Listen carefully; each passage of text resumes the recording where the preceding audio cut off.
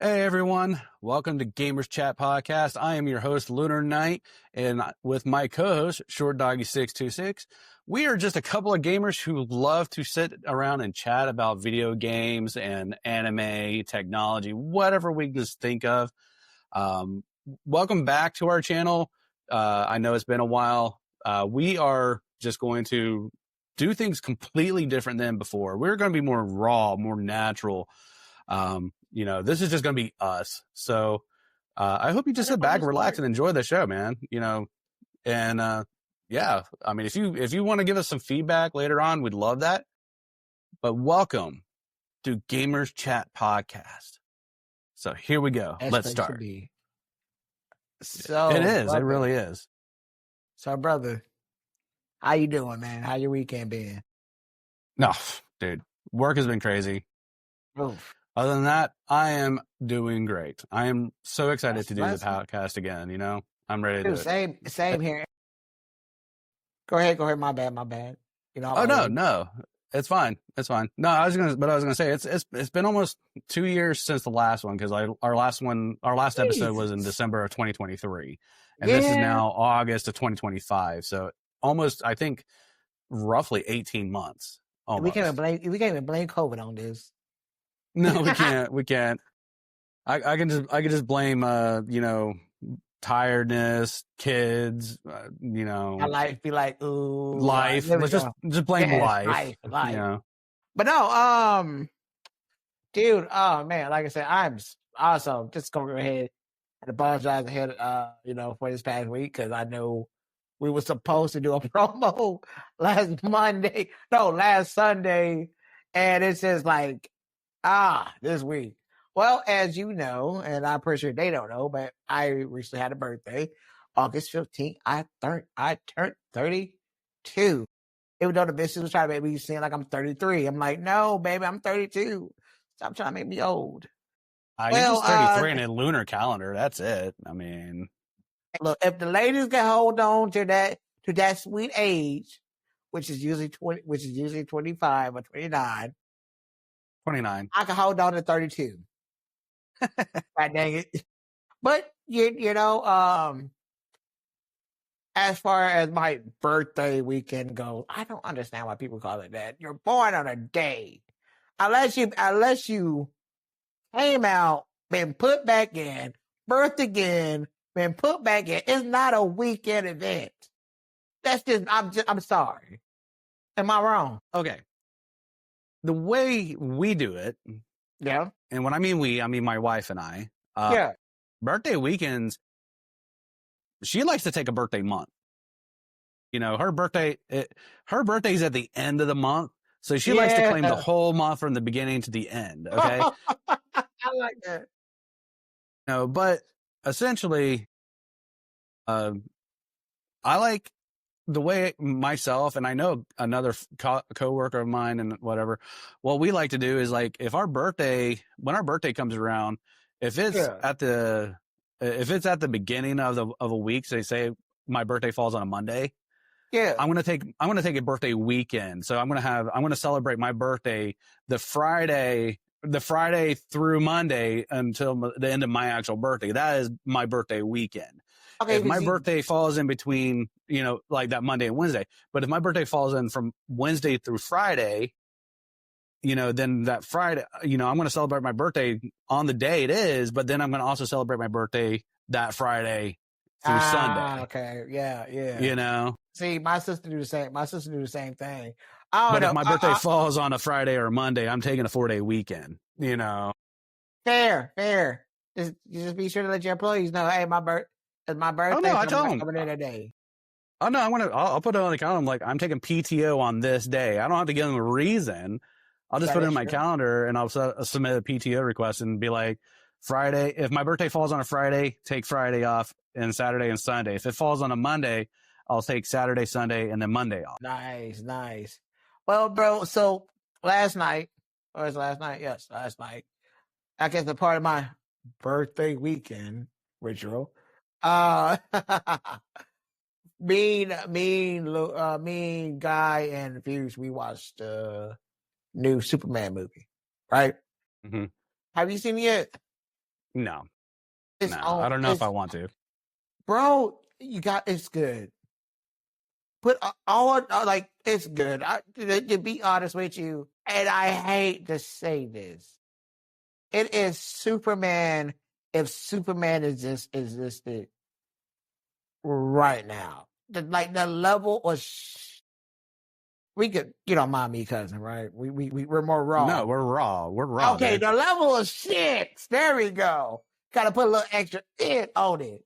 But the level of shit that this man goes through when it comes out to Lex Luthor just being a D1 hater, a all around freaking day one draft pick hater to Superman off the dumbest freaking reason.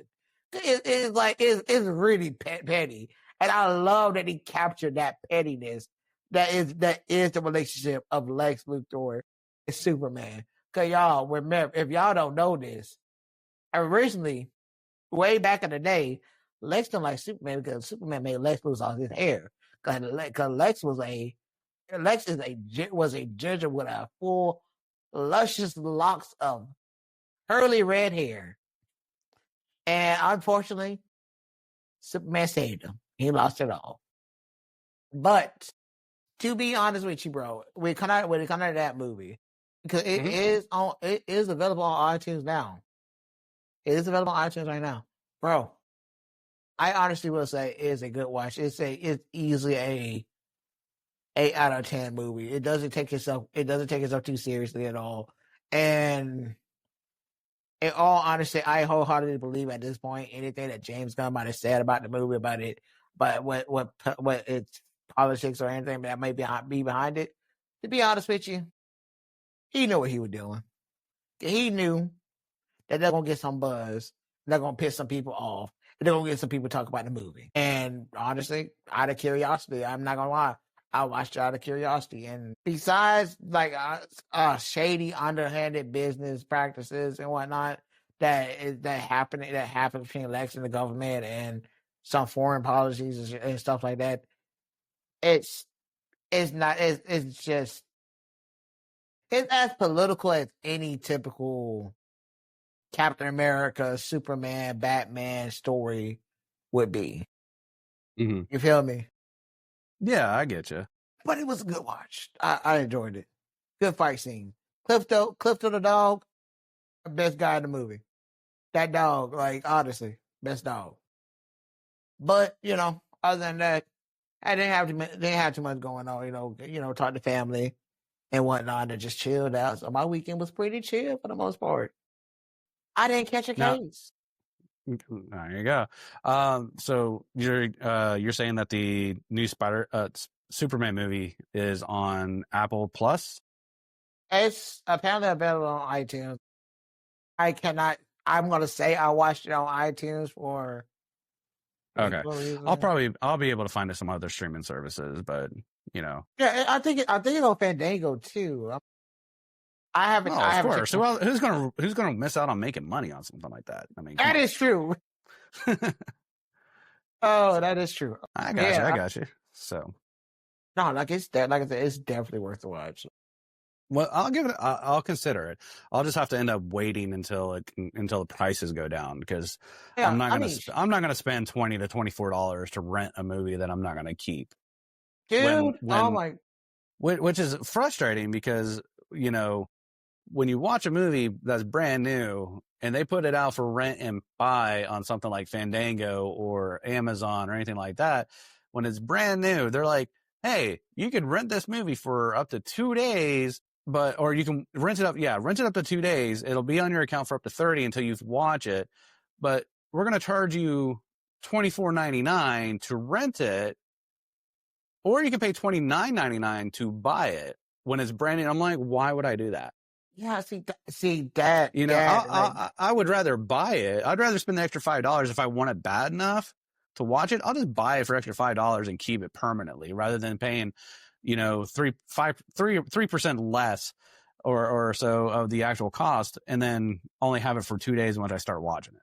That makes absolutely no sense to me. No, I feel you on that. Like, dude, and oh my goodness, I'm happy you brought that up because I really don't understand. Like I don't typically rent movies anymore because the price of a newer movie, it doesn't make any sense to me at that point. Bring back I could Blockbuster, please. Yes. Oh my God, please. But like at that point, man, I could just go to the freaking movies and catch a matinee of it I if I mean, really want to see it that yeah, day. but I mean, yeah, but I mean, you think about it though, just like I love going to movie theaters. I do. But on one hand, go to movie theater, pay $17-$20 for each individual and the popcorn and stuff like that. I mean, it makes it a worthwhile experience. Yeah, okay, I But give you that. again, I mean, I'm only going to see it once. I'm not going to be able to watch it again unless I want to pay True, another, $15 at the true. theater. So when it comes to streaming services, I mean, I might as well just buy it out if I want to see it Oh that yeah. bad, you know? Like honestly, because it's like, and okay, so with me, yeah, I feel you on that. But also, here's my, I see that I want to raise you this. It's always gonna end up on either Disney Plus, Hulu, or HBO Max before the year's over with. Yeah. I mean, typically, nowadays, a movie is in theaters for approximately 8 weeks, maybe 12, depending on how well it does. And then, once it's off the theaters, for another 12 weeks, then they'll usually have it in a streaming platform, within, 8 months, but yeah, it usually comes out available, within the same year or the beginning of the next year, depending on its original release. Yeah, It really varies, but that again, that's neither here nor there. So that is true. Like, yeah, the funny thing is, Thunderbolts is still not on any streaming service. Not on. it's You know, it's gonna come to Disney Plus, but well, it's not. yeah, I think if I last remember, I think it's coming out either the end of this year or it's coming out in the first part of 2026. Okay, yeah, that makes see. Yeah, that's honestly fair. But you know what? And also, dude, you know what? And don't hold me to I that. I don't know. I don't know definitely, but I'm just saying that's my prediction. Yeah. I mean, shoot, So dude. No, you know what? 'Cause we had what, three? I can't say major superhero movies this year. Would you say that? mm, to Because be I honest, mean, I we got the can't fan. remember. Okay, Well, I okay, mean, well, there was the new Captain America yeah, yeah. um, movie that had the Red Hulk in it. Four then. Captain Um, America. Then we had Thunderbolts. there was Thunderbolts. Then the Fantastic Um, Four, which I have not seen yet. Fantastic Four is out, yeah. So yeah, And there's at least three. Superman. Yeah.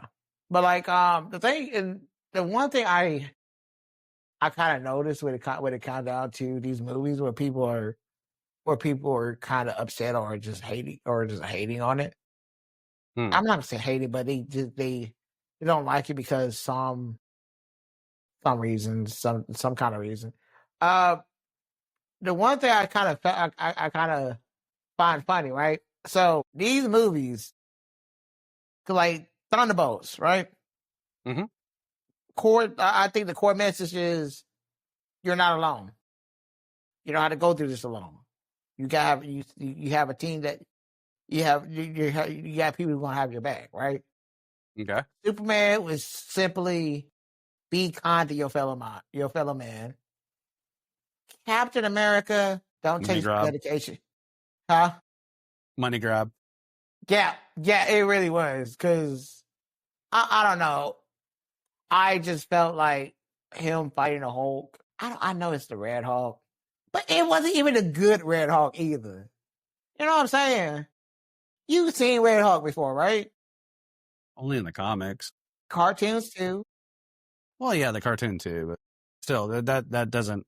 You I mean, yeah, I Yeah, mean, I can't really say what's a good Hulk or not besides besides what they had in the comics. So few episodes or clips I've seen of the cartoon, but I mean, again, I haven't seen the movie. I haven't seen it yet. I know Harrison Ford is the character that plays the Red Hulk in this one. yeah. But I honestly I can't say for sure. I mean, the only other Hulk that I remember that a Hulk fought, or that was in a MCU universe, is the one with Edward Norton. Abomination, right? Yep, he was another Hulk. So I mean, but that's, again, I can't, declare which one's better or whatnot. But Yeah, and don't get me wrong, like, and I'm not gonna lie, in that movie they did handle Abomination very, very well. She-Hulk, not so much. She-Hulk, don't watch it. People, don't watch it. Disney, come at the my account if you want to. That show was trash. It was. But no, but like Red Hulk is a missed opportunity. It's a missed opportunity because Red Hulk is not some rage monster. He's not like the Incredible Hulk. He is a Hulk, but Thaddeus Ross, right? Who is a Red Hulk, keeps his mind, and he is a tactical military freaking genius that talks shit more than anybody else I know. And he's great with guns.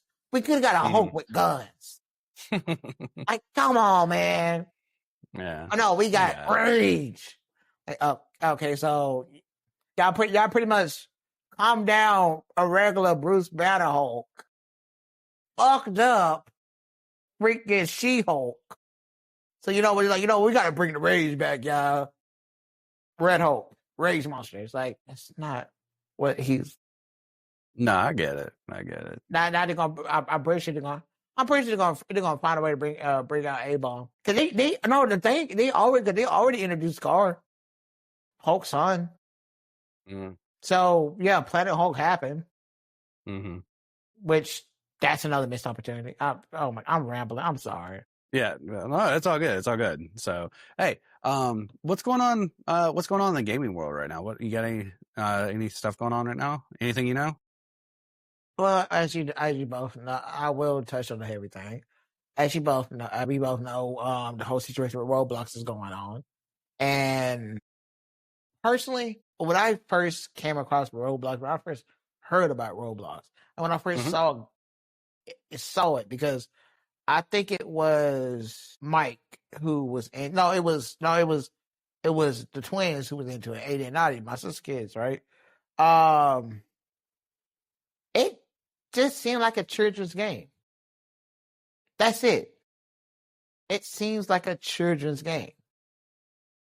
Wife and I were talking about it earlier, and I mean, Roblox. I mean, from the looks of it on the outside and the way it plays, from what people post online and stream, it is a kid's game. It is a kid's game. The thing is my wife and I were talking about it, and we were just saying, like, the game is a kid's game. It is a game that was advertised and supposed to be designed in a sense for kids at a kid level, and it more or less, it's kind of just more disturbing. Like, yeah, we get, and I understand that there are going to be adults and older people playing the game, but it just seems more uncomfortable in a sense that, there are so many adults playing the game like Roblox. Like, I'm totally down with the idea of, kids and their parents playing Roblox together, but just an adult that is like, in their, 20s or late 20s and 30s, who have no kids sitting there playing Roblox. I think that's just creepy to me. It is creepy. And but like, the thing that really set the, okay, I'm not messing with this no more tone for me this year with Roblox, it was when the creator got an interview. I can't quote this verbatim. I might have said it right. Verbatim. Yeah, that. But he was like, he knows that he knows that a lot of kids play Roblox, but he knows adults plays it too. he wants to eventually have a dating app within Roblox for the adults. I'm like, why when your thing is mainly geared towards kids? Yes, I understand that there is a parental that they do have parental control settings. Jacob, those parental control settings is not simple. I had to set it. I had to set it up. I tried to set it up for my Twins? niece. No, not the twins. Whitney's daughter. Last time she was here. It's not simple. Mm-hmm. Like yeah, yeah. It's like it's so easy just to download the game because Roblox is on PlayStation. Don't tell Maverick that. But yeah, Roblox on PlayStation. It's just so easy just to download the game and just let the kids have at it and just try to set up any kind of things like that. And that's what a lot of parents does because you look at it, you think Minecraft. You know what I'm saying? Yeah. I mean, that was, yeah, no, I get it. I don't know. It is disturbing to me as well to think that the creator wants to, put in a dating app or a dating simulation or a dating, platform within the game. But again, like even if he did that and let's say he manages to put up a, age verification. I mean, I don't know how he would verify ages because aren't enough kids will more or less be able to sit there and be like, oh, it says I have to be 18. Well, what year, would be 18 and then, change I used it. to do that when I was a Then, kid. well, yeah, we did, I'm not saying shit up myself. Our generation definitely did stuff like that. Oh yeah, we definitely did. We definitely did. So I'm not going to not deny that. But still, I mean, the kids that play games like this and that have been, involved in technology so much, they would find a way to get around it. So I don't know what they would do to prevent that besides saying, oh, well, make sure you put on, parental controls on your account, blah, blah, blah, blah. I shouldn't have to do that on a kid's game. Essentially that's what I shouldn't have to do. But, again, it's like, how are you going to verify that? And verify that people are actually, old enough like to do it. Besides, you're going to sit there and say, oh, well, the account that you created shows that your age is under the age of 18. You're not allowed to access this portal, Well, how the government, it's mainly being pushed on the more risque sites, but they're starting to have ask for verifications. Yes, and like having like a driver have your ID or some kind of ID on file now. Yes, and they've already done it in the state. Yes. I mean, Kay is not happy with that one. I'm just gonna say that and leave it there. He is not happy with that one. Yes. The thing is, like, a lot of people don't like the idea of it because a lot of people, well, you just get a fake ID. Well, here's the thing: you get a fake ID, and it comes out because it's going to come out. Your thing will be banned. It's just like I mean, it's not fair because I mean the whole besides the whole dating thing, like it's like Roblox has a thing that they're like, well, they have the right to ban your account if you lie about your age. Okay, but they're not doing anything to verify that now. Yeah, and it's like, how are you going to catch it unless somebody openly admits that they're lying about their age about something, and it's like the other circumstances that or situation that Roblox is also dealing with, they banned a YouTuber by the name of Schlep, saying that, they banned his account saying that, he lied about his age when he was going about,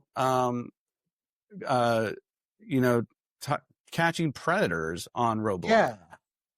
And I'm like, why are you going to create a dating app for adults on your, game that was pretty much, where most young kids play, along with the idea that there are predators on your channel or on your game, talking to Like young kids actively, and like actively, yeah. And the thing is like Schlepp apparently went on and he managed to catfish these predators and apparently he had several people arrested for this.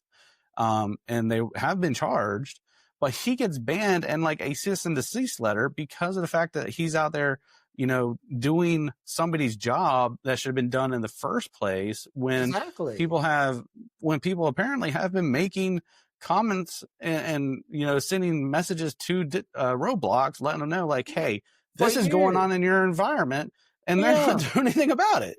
No, like, yeah, no, because like, yeah, no, because that has been a problem. That has been a problem with Roblox for years now. Like I said, even my niece, even one of my nieces had an issue with that. Where thank God, Tori caught on to the message before anything actually happened. But yeah, no, it's like some older cat would try to talk to my niece, and this was back when my niece was like still in elementary. Mm-hmm. It's like these are kids, and the thing is like for him to hit dude buddy with the ban and cease and desist, it's like see Roblox need to die down. Roblox need to die down because if you're not going to do anything about it, if Chris Hansen, the man, the MILF, the legend, the motherfucking GOAT, had to come out of retirement to look into this shit, y'all don't need to be a thing. That's just me. That's just me, honestly. Yeah, if Henson has to be pulled out of retirement for something like this, if he literally decided that, you know what, I'm coming out of retirement to investigate this myself, then honestly, I'm sorry, you're in some deep doo-doo. You're doing something wrong, and yeah. You know what the sad part is with that too? What's that? How to Catch a Predator probably would have never went off of air. Would never got canceled if did they have that one situation with the governor or something? Yeah, alleged governor or whatever political face. Yeah, that he was doing the same thing. Yeah, and instead, so because I think his family sued or something like that. Yeah, I think the rumor has it, or the situation was like the it was some high government official that was being caught about it or something, and then family was threatening to sue the studio if they didn't take the show off the air or something like that. Oh yeah, because Dude Buddy likes it himself. Mm-hmm. Yeah, so and I'm sorry, and this may sound mean, but fuck you. Okay, if you partake in any of that, fuck you. Fuck your family if they're trying to protect you for being brought to justice. Cause you know what, man, it's like this. Seeing how much, seeing how we're all about protect the kids and whatnot. Mm-hmm. You ain't protect y'all, but y'all ain't protecting them from these mofos. Y'all want to protect the mofo, these mofos. The Roadblock creators are protecting these sick individuals right now. Mm-hmm. By banning Dude Buddy. It's like the thing. If the whole thing was, well, hey, it was the fact that you lied about your age. Mm-hmm. Okay, then partner up with him. Now y'all. Because here's the thing: the more bad people that is caught on your platforms that get actual charges brought to them, that have actual cases, that's only going to make y'all look better in the long run. Instead of banning somebody who actually trying to do y'all work for y'all. And now y'all just look worse. Like y'all look like VR chat. Fair enough on that segment. Yeah. I mean, it just doesn't make sense. I mean, but again, I don't know. There's so many conspiracies that are probably going around on this. I mean, I could probably make one up right now, but I'm not going to. Filter the fire. Why not? Right? I mean, come on. I mean, what are some of the other conspiracies my wife had talked about that related to stuff like this? Wayfair. Oh, yeah, I remember that one. That was classic. Yeah, I yeah. hate the But fact that I this gotta is see pretty. that's classic. Yeah, but this is pretty much the same thing. It'd be pretty much like saying Roblox is enabling sex trafficking through their website Yeah. or some sort. You know, that would be the conspiracy. You know, it's like But it's like a pedophile's farm. You know, and ripe for the picking. And you know, that's their whole thing. Is like they're probably, you know, they could be getting donations or money from, you know, people like this that are, you know, like that. It'd be like a whole nother Epstein list thing. yeah, you know what the sad part is too? And I'm not a 'Cause political you- person, but I'm just saying, I'm just throwing No, out I- conspiracy thoughts here. You know what Yeah, I'm saying? I know, but you know what? Don't come back and shoot the messenger, people. Don't come back and shoot me. Don't come back and get me. I mean, Don't shoot me either. I mean, yeah, I'm easier. yeah. I mean, just don't shoot me either. But I'm gonna say this, and you're gonna hate having to do this. You got to edit out or bleep out every time we say pedophile. You plan on putting this on YouTube? Oh, this isn't on YouTube. It's not going on YouTube. I think. Well, shit. Thank God. Shit, I don't know if you got to do it. I'll don't worry about I can bleep that part out. No, the thing is, I don't want you to, because it's like, I'll do it for social media. I'm not worried about the podcast unless I get some sort of request from the actual, you know, distributors. yeah, If I get an email from one of the platforms like Spotify or yeah, you gotta Apple or anything like that. Yeah. Then I'll fix that. They can give me a warning and say, hey, you know, we need you to this is going to violate whatever. We need you to, you know, retract this or whatever. Then I'll be more than happy to.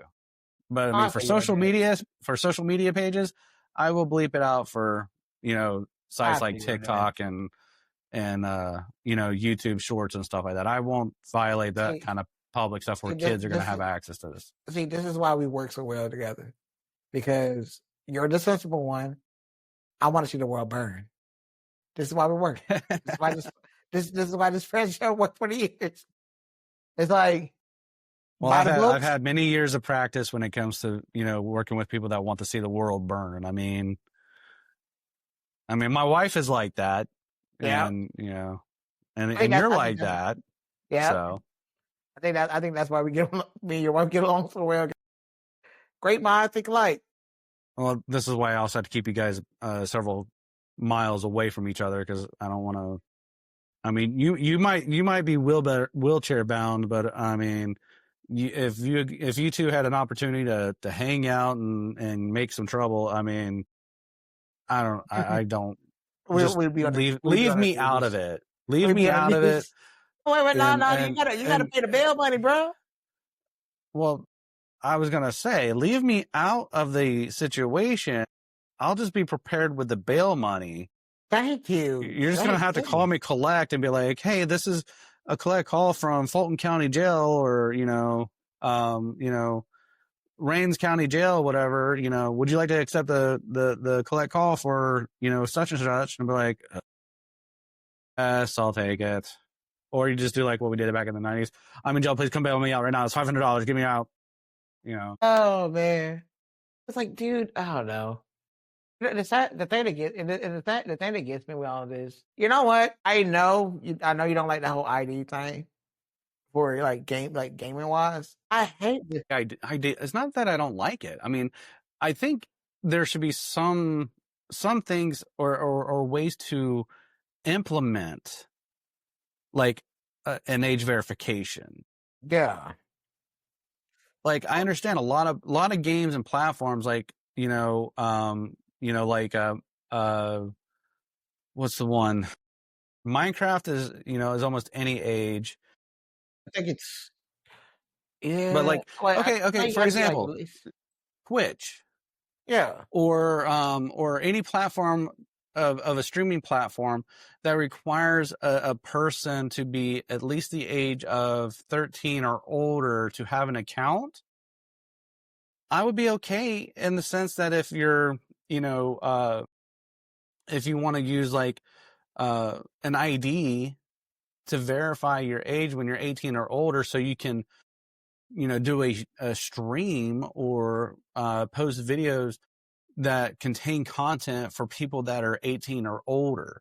If you don't, then you have to, then your content has to be eligible for all ages, just something like that, like something where like, or just in the sense, you know, do I think it's a little crazy that, states are putting, implementations on ID verification for risque sites? Well, yes, but at the same time, I think it's a great idea, to prevent, kids from getting access to stuff like that. Yeah.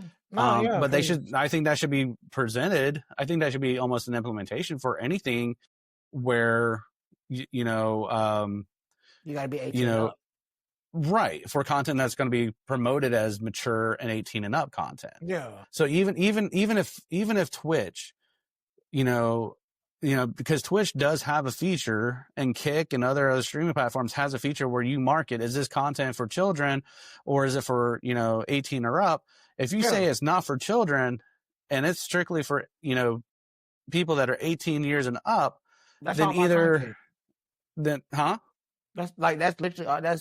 that's literally how I market all my streams and whatnot. Yeah. 18 and up because I cuss a lot. Right. But the thing is, at that point, if you market that your stream is 18 and up, then whoever's going into your channel, you need to, they should have a way to prove that they're 18 and up. Yeah. And once it's proved and validated, then they can, go into any platform or any streamer's channel, whatever, that promotes 18 and up. But if it's not, then they don't have access to your channel. Yeah. Because one, you're marketing it that is 18 and up, and you have it marked and checked off that says, hey, my stream is dedicated for 18 and up, audiences. But if you don't, and if you have it unchecked, that says it's eligible for all ages, then nobody has to have an ID verification. But it's based on, based on two steps, whether the content creator has it marked that this content is 18 and up, and then the viewer has to be verified, not only based on the age that they have in their profile, but then a validation, by uploading a driver's license or, something, whatever. I'm okay with that if it's to limit the content of children getting involved in things that they shouldn't be involved in. Yeah, because once again, going back to our youth. Oh, if you're not 18, go away. That didn't do nothing. That did not do nothing. Dude, our generation created catfishing. Okay? No.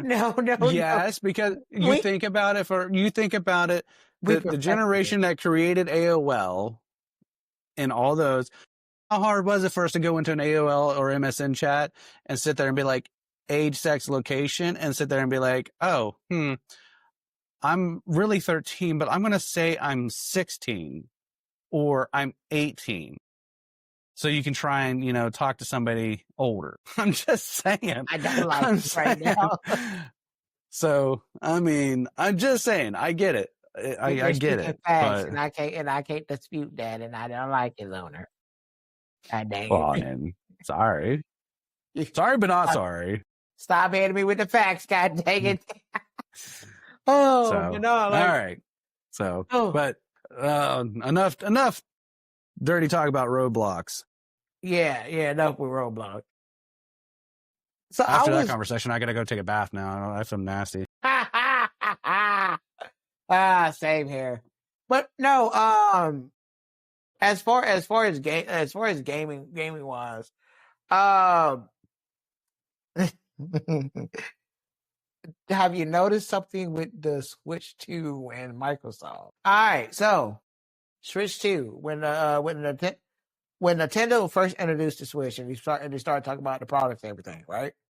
Mm-hmm. They were as you know, Nintendo opened up the floodgates to try to make the standard price of gaming $80, right? Yeah, They okay. tried to open up that floodgate. The only game that I have seen that was actually $80 on launch Mm-hmm. is Mario Kart World. The thing is, granted, you can get that in a bundle, but Microsoft went on record to say that because Microsoft, because everybody was using tariff, because it was the big thing. Tariff was being the big reason why this is happening, right? Mm-hmm. Microsoft one upped the price of all their products, Mm-hmm. which is crazy. So their 4-year-old game console got a price increase. And Chris, yeah. Yeah, and they were saying that come this holiday season, we were going to start seeing $80 price tag games that if you want to get them free, if you had Game Pass, right, Mm-hmm. you wouldn't have to worry about it because they were all day one titles. They backtracked on that shit last month, Oh, of course. Of course. and because the game. Yeah, I told you about the first one, the Outer Worlds game that I played like a couple years back. So they got a second one coming out, and as you know, Microsoft has gotten to the point where Microsoft has gotten to that is going into that place that Sega went when they first after the Dreamcast. You know what I'm saying? Okay. Where they start releasing games on all platforms. I'm not saying that the Xbox is going the same direction of the Dreamcast, but Microsoft is now releasing their title games, their studio games on all platforms. Which, to be honest with you, at this point, console wars have been over for a long time. This is just good business. This is just good business. So, the Outer Worlds 2 was going to be a $80 game on launch, right? Mm-hmm. It have not came out yet, and they backtracked so heavy on that junk. Mm-hmm. Back down to now it's a $70 game. Mm. I like just $10, so back to what the current standard is. But Mm-hmm. yeah, so now all the game reflects that. All the Nintendo games reflects that. Like even the new Donkey Kong game now I might be wrong. I might be wrong because I can't being that we're doing this right now. I can't really boop up beep up boop search it and confirm. I might be wrong, but if I'm not mistaken, the new Donkey Kong game was supposed to be $80. It was supposed to be an $80 game, right? Mm-hmm. That released at $69.99, which is the standard price. Yeah, no. When people say, and this is just when people say that gamers has no power, that gamers, if they want to deal with it, they just got to suck it up and deal with it. That's a lie. That's a bold-faced lie. Because we show the industry that we're not willing to pay for your shit at $80. Well, yeah, not just for console games and stuff like that, but it's also that also applies to the PC hardware as well. I mean, the thing is like from what I understand, Nvidia's graphics cards sales have dramatically gone down because nobody wants to pay the prices that they're putting out for, even though like when they announced it and at CES or whatever event it was, that the graphics cards like the 5090 was going to be like $2,000 when it came out. Hold on. Originally, the MSRP for the 5090 was $2,000. Then, once it was released, because people were like, oh, we're already in the middle of a chip shortage, for CPUs and making graphics cards and stuff like that, because people were talking about, the use of the graphics cards being used for AI and all this stuff. And that people were already kind of like doing like these massive orders for graphic cards, for especially like the 5090s and stuff. The price of the 5090, as soon as launch came out, already started hitting $2,500, $2,800, $3,000 at market, you know, and then people would buy them and turn around and try and sell them for, you know, almost like $3,500, $4,000, you know, as a scalping price. But the thing is, the 5090, and even the 5080, from what I understand, those cards have not been selling as much as they, you know, were hoping. Like, in any platform, you know, people are still buying them. Yes, people are still buying them, you know, because of the great technology that, you know, NVIDIA has put in with the AI, frame rate, generation and stuff like that. Plus the power that the 5090 contains. But the MSRP is just extremely high and nobody wants to pay it. You know, and AMD in itself, their graphics cards are coming around in a big way, but they're making graphics cards that are capable of doing a real decent job of graphics and some better ray tracing, not as good as NVIDIA, decent, much better ray tracing than their previous gens, but their frame generation is open source and it's available and it works really, really well. But their price of their cards are much lower, and they can handle up a lot of the new AAA titles very, very well. And people are buying those cards, you know, insanely much higher than the NVIDIA cards. So now NVIDIA has been fighting it, but they've had to drop prices on a lot of their cards, but their inventory is still not as strong as AMD's, but they've gotten better.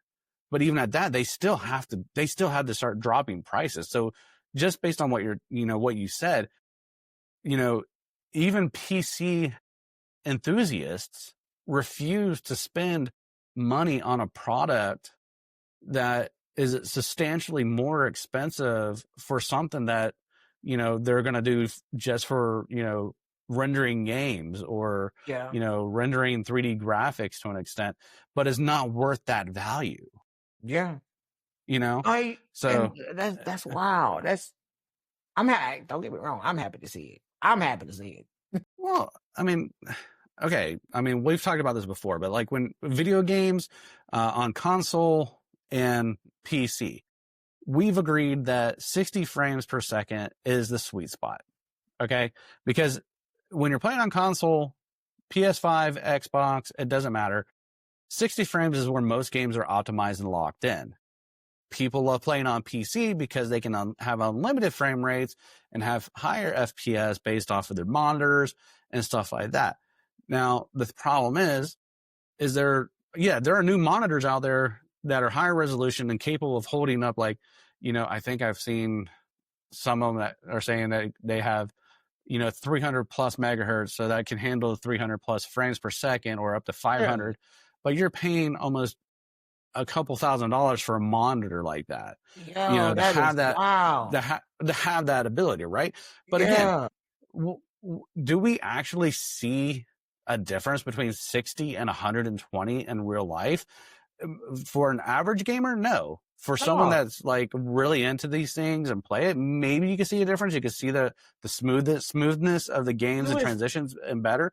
But again, like you take Counter-Strike. That game, if I remember, that's the game, like even on a 5090, 4090, and even on some of the mid-tier cards like the 9070 XT and even my 7900 XTS, I can pull over, you know, 300 frames per second on Counter-Strike. Yeah. 5090, they've been showing it that it can do as much as on a standard card. I'm not talking about people, you know, overclocking it to hell and back. But even on the 5090, I think the most I believe I've seen was maybe 550 frames. Okay. But it doesn't increase the graphics ability. It doesn't increase the shaders or anything like that. It's just the amount of frames that it's pushing out. Okay. But still, like, you're not going to get any benefits of it if you're pulling over 500 frames a second and your monitor only handles, you know, 175 to 240. Yeah. You know? Okay. It makes no sense. Yeah, like, Again, dude. but we agreed that the 60 FPS is the sweet spot. And then, essentially, in my opinion, it's almost overkill to having, for things to be over that. When you're playing, FPS games and stuff like that. Yes, I get it. More frames are better for first person shooters. But if you're not really going to notice it, then, Can you only notice okay. to It's be just real? like, Like, to be real with you, I'm gonna be so real with you. Like, once I got this monitor, because you know me, all my monitors at the most 75 hertz at the most, 60 to 75 frames per second. So when I got this monitor that I use for my PS5, it goes up way beyond that, right? I think let's just say above it. Like it can easily do 120, no problem, right? So testing it out, having fun with it. Destiny, because Destiny 2 has a 120 mode when you go into PvP, right? Brother, I saw the difference. I saw the difference beginning of the first match, and by the second match, I'm already adjusted to it. Yeah, and that's the thing too, because like the thing, and I was having a talk with the homie about this. If you gotta justify your purchase by going back to a lower frame rate to know so you can notice the difference, what's the point of buying it? Like, what's the point of buying it? Because I don't know. I feel like it's like, yeah, because like I said, we have agreed on that 60 frames per second is the sweet spot. I feel like a lot of things, like at 1080p, 2K, 4K, even 8K, if we ever get there, right? it doesn't. I know, I know. But if we ever get there, I feel like a lot of these games, I feel like the developers can do a lot more amazing things with the games. If they just focus, and get it running perfectly well at 1080p, get it working perfectly well at 1080p. Once you got it there, then maybe mess around with the resolution, right? Because I personally want more games. Infamous Second Son, Detroit Become Human. I want more games where if I were to get a new console, if I were to switch from console to PC, and I haven't touched this game in years, I could pick this game up and still be amazed at how beautiful it looks, even after all this time. That's what I want. That's what I want. I want more of that. Spider-Man, I think Marvel Spider-Man is another one of those games that is going to have that effect. Or Batman, the Arkham series has that effect. Like I said, Infamous Second Son has that effect. Killzone Shadowfall has that effect. I don't know. I feel like they're trying to do too much. Yeah, no. I mean, that just kind of confuses me a lot about like the whole optimization. A lot of the games are, developers constantly focus on the optimization for consoles, and that's perfect. I'm fine with that. I completely understand. But on one hand, it's like, well, why can we not have a optimization setting for PC when it's at a certain resolution? Okay. I think can I Go. I think No. I think because, and once again, this is me talking to PC Master Racers. Okay. These like I don't consider you a PC Master Racer. I think you are a man that enjoys his PC, and because you work in a field where you have to be on your PC a lot or on a computer a lot, you just prefer to have everything on your PC instead of having a PC, a PS5, and all of that other mess. You know what I'm saying? And I respect that.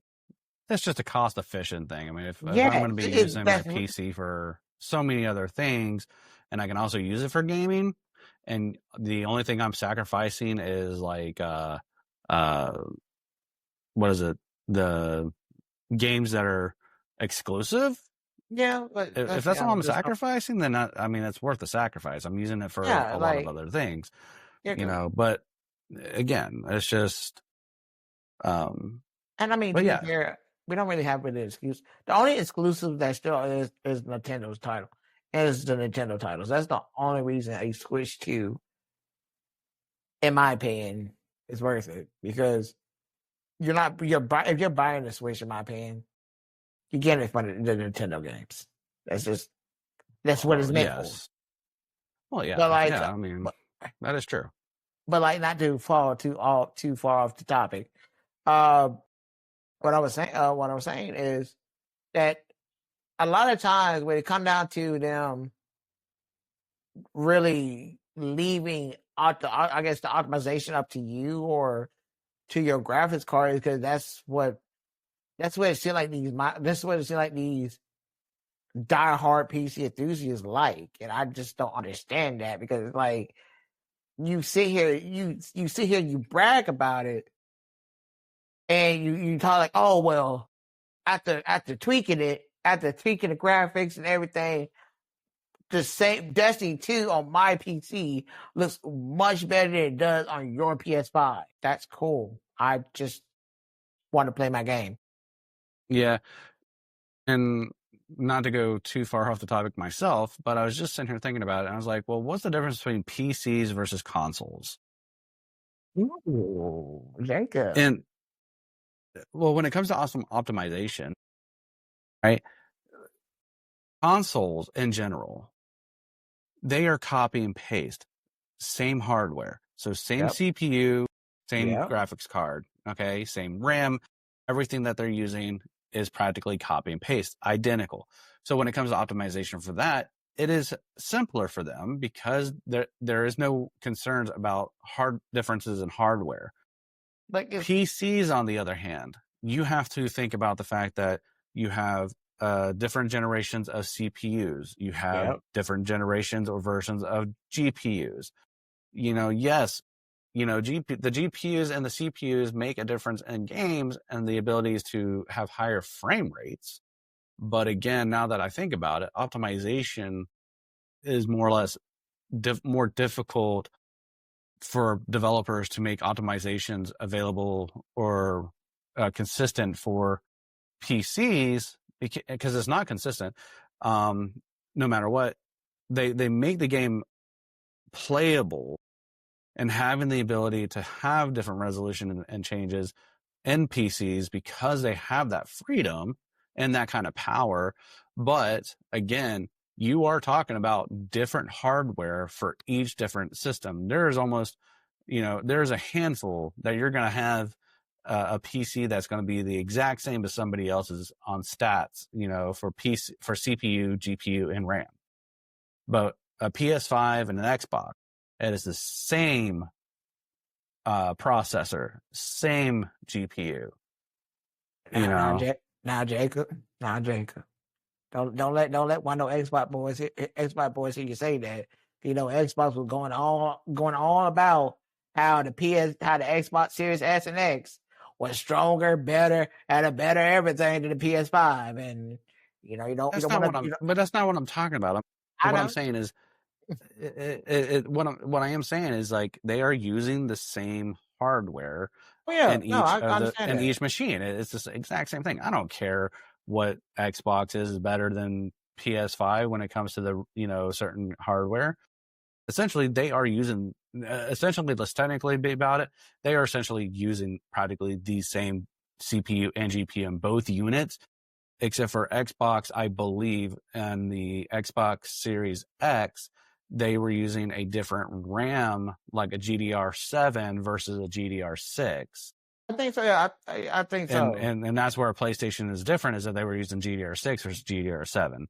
So either way, that doesn't matter. It's just easier for them to optimize the consoles because of the fact that the hardware is copy paste. and it's going to be effective and efficient on all console units for those games. No, PCs, a completely different ballgame. So, but besides that, back on topic. What was the topic? I forgot the topic. What was the topic? I almost forgot it. But no, like honestly, it's like that's the whole. That's just the whole thing with it, though. It's like, in all honesty, it's like, damn, I actually forgot about. Wait, what was the topic? Shit. Essentially, we were talking about the how consoles and PCs, like we were talking about the fact that we were talking about the frame rates. A sweet spot was like 60 FPS, and just kind of like how games and relations. But hey, you know what? I forgot. We can move on to something else. All right, now Kidding. still in the game, Steven, still in the gaming world. Well, there's a little heads up of what's getting ready to come out, right? It's all right. Where is it? I'm on my PlayStation right now. There's a game called, I think it's Lost Soul Arise or something like that, and it's another. Hold on, wait a minute. I don't like giving out information that is false. We still can't pre-order that. Hold on. I'm sorry, it's not professional, but I've never been professional. You know this. Come on.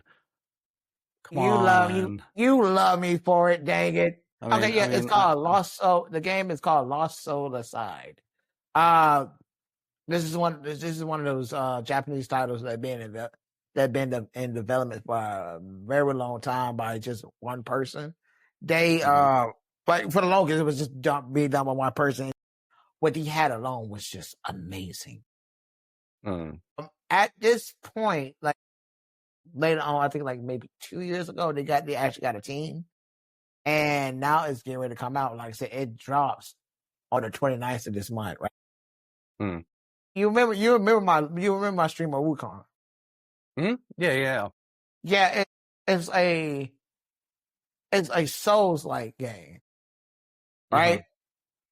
And brother, the combat system is something akin to Devil May Cry on how good it is and how well it looks. I don't know nothing about the story. I am hoping the story is not trash because I want to pick this game up when it drops. And the beautiful thing about this game is this, Jacob, it's $60. It's a $60 game, standard. Cool. The deluxe edition is $70. Oh, that's not bad. That's good. Yeah, no, it's not. It seems like it's a fun game. I know Future's like super excited about it. I don't know. I still need to get done with GTA 5 before I move on to another game. That's just my personal thing for my channel. But like, I think before this year's over with, this is going to be the next game I stream. It just seems like a fun game. No, but I mean, I'll have to look into it. I mean, send me the link later and we'll take a look at it. I definitely will. Yeah. And then also as far as shooters go, I'm saying Borderlands 4 about to drop. Borderlands 4? Yeah, Borderlands 4 should be dropping soon. I think it will be dropping next month. If not this month, next month. Okay. But nice. The thing is with Borderlands 4, with the Borderlands series, I really only enjoyed 2. I didn't play 1. Oh, and Tiny Tina's Wonderland 2. Those are the 2 games I really truly only enjoyed like that. 2 was a group experience, and Tiny Tina just had a good story. You know what I'm saying? I get you. Yeah. Don't get me wrong; all of them had good. Like the game, the series is a good series. It's a dang good series, but that's just just me. I get you. And apparently, a lot of people are upset about it. From what I've heard, people are upset with some big streamers when it comes on to Battlefield 6 because they feel like, I guess, some of the bigger names, I'm not about to throw no names out there because I don't have time for them to try to come at me and come onto my stream and be mean to me because I'm just a little itty bitty streamer, and they can end my career like it's nothing. Don't hate me. I'm small. I wish. But they were saying they were going on about how the game need battle royale and how it's not going to survive with battle royale or battle pass and some mess like that. And I'm like, then that would just be Call of Duty. Mm-hmm. Not everything need to be Call of Duty. That was the biggest thing with the Battlefield game. With the Battlefield games, were when it come down to like your war first person shooter games. If you wanted to go realistic, you go with Battlefield. If you want to just have fun, goofy, dumb stuff, then you go with Call of Duty. But now people are tired of this goofy, dumb stuff because not everybody complaining about Beavis and Butthead being in the Call of Duty now. Mm-hmm. Yeah, no, I get it. Hey, what can you do at this point? I don't know. Yeah, I was gonna try Battlefield 6 just to try it out, and my problem is like it wanted me to put my computer into secure boot, and I'm glad I didn't, because I don't know if it would happen to me. I think I had mine in secure boot before, and it's been fine. But there have been people that have. What is I think secure boot? I think they're. Essentially, it is practically like Windows and like your, how do I put it? It is like not just Windows essentially, but it's like locking your system in a secure way of booting into your operating system through your BIOS and stuff like that. So it kind of provides more security and preventative measures when you're booting into your system to kind of prevent, hackers and people from messing with your stuff. And especially in a game like Battlefield 6, that there's a lot of cheaters and stuff like that. Okay, yeah. It's just like a preventative measure that they want to, have you have on your system. Yeah.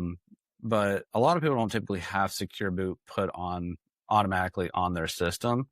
And when people would go and try and play Battlefield 6 and ask to put on secure boot, they would go into their BIOS and try and turn some secure boot on.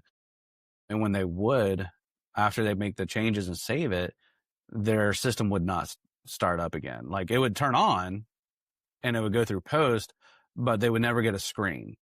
Like it would just like, they would never get an output. Wow. Why would he push something like that? Well, again, Battlefield 6 wants to have your platform be on a more secure level, for security purposes. But the thing is like motherboards have that BIOS settings, and I believe, from what I saw, the solution to fix that problem, if you put your computer into secure boot, and let's say it just does not boot back up, like it turns on, like your PC turns on, but you don't get an output of any sort. Not even your BIOS pops up. Okay, you just get you get nothing, right? But your computer running. Okay, it ends up that you have to reflash your BIOS. So you would have to, you would need to download, and hopefully you have the ability to do a bio flash on the outside using like the bio flash button on the back of your motherboard if you have it, and update your BIOS. Because I think in some cases, some motherboards, most people don't update their BIOS with the latest versions of things. So your chipset for your CPU and stuff, even though they're functional and they work, if your BIOS is not up to date, and to a certain level, I guess, for your CPU, putting on secure boot practically bricks your system until you can update it with the BIOS. And when like I said, when I mean brick your system, it's not like you can't use your computer, like it's not like it's not fixable. But when they Not like brick Nintendo. like you just can't. No, you just can't. You physically can't do anything. Oh, like until you update that BIOS. Like you have to reinstall BIOS because that secure boot is like not compatible, or there's just some sort of okay. like security thing. It messes with the way it is. And it's like your computer will power on, the fans will spin, everything's like it's going to load, but you don't get an output. You can't even get the BIOS or any kind of post or anything on your screen. Damn. It bricks your system until you can update the BIOS and refresh it, So Yeah. it kind of kills it. But luckily, like I said, in some cases, if your motherboard has that bio flash button in the back where you can put the USB in, hit the power button, or hit the flash button on the back, and it can go ahead and install the BIOS for you without you actually being in BIOS, My motherboard don't have you're. that. I don't remember. Probably not. But the thing is I'm not taking the chance. Yeah. One, I was just too damn lazy. Like I didn't want to turn my computer on, go into BIOS, find my secure boot, and then turn it back on. I didn't want to do that. Just to try a beta game. I did not care. Yeah, because like forget this, Yeah, because it's not like you bought the game, so it's like, yeah. Yeah, I mean, I was just gonna try it out, and then they're like, "Oh, you need secure boot on." I'm like, I am not doing this shit again. Just like the what was that game? Nakara, Blade. Yeah. Yeah, like I mean, that's it. I mean, I played that game in the original beta. They didn't have the secure boot requirement back then. Yeah. And then like I tried to download it again to play with you guys online, and it was like, "Oh, you need to put your game in the secure boot," and I'm like, "Fuck this shit, just forget it." Yeah, no, like I'm not doing it. I don't blame you. Oh man, but I did try Battlefield 6. And you were able to play it? Yeah. Once again, console, PS5. Oh yeah. Okay, never mind. I was gonna say never mind. Yeah, no. That's to be real with you, that's one of the main reasons. Because like my PC is my workhorse. That's my baby. She's for my stream production and everything like that. Yes, I can play video games on her, and I do have a few games I have on her, but this is my workhorse. This is my work baby. My PS5 is my play baby. Mm-hmm. But yeah, I tried Battlefield 6, and like I'm not gonna sit here and say it's just like Call of Duty. I'm not gonna sit here and say that, but it definitely scratched that itch. Okay, I got you. Long and short of it, it definitely scratched that itch. Like I said earlier, it's back to form. It kind of brings back the whole what war shooter did I want to play. Mm-hmm. So that's what it did. I think that's kind of what's been missing when it come down to these games. Because let's be honest, Call of Duty quality wise has kind of been going down without competition. Like it just has. But like, well, I mean, that's good. I'm glad it kind of scratched that itch. But I mean, I'm staying away from first-person shooters pretty much. I mean, the only game that I'll play with a first-person shooter is Destiny 2, and and maybe and probably Borderlands, because there's no real open world and there's no like online play essentially. In a sense, it's just a story mode and first-person shooter type game. I'm fine with that. I'm not dealing with competitive type FPS games anymore. I'm done. I don't blame you on that. I mean, it's just. I mean, come on. I'm 40. My reaction speed is much slower than if I was a kid anymore. And at the same time, I'm just tired of getting sniped every time I go out and play. Yeah, I do that feeling. So I mean, shoot, because I don't know. It's like I play games to have fun. I don't. I tried playing games to be the best, to be super good at them. I quickly got out of that phase because it's like, I'm not even trying to be the best. I'm not even trying to be the best. I just get tired of the fact I can't enjoy the game because I'm constantly getting sniped. Yeah, I take 2 steps, like, snipe. Walk down the street, snipe. Or no. Oh, no, see.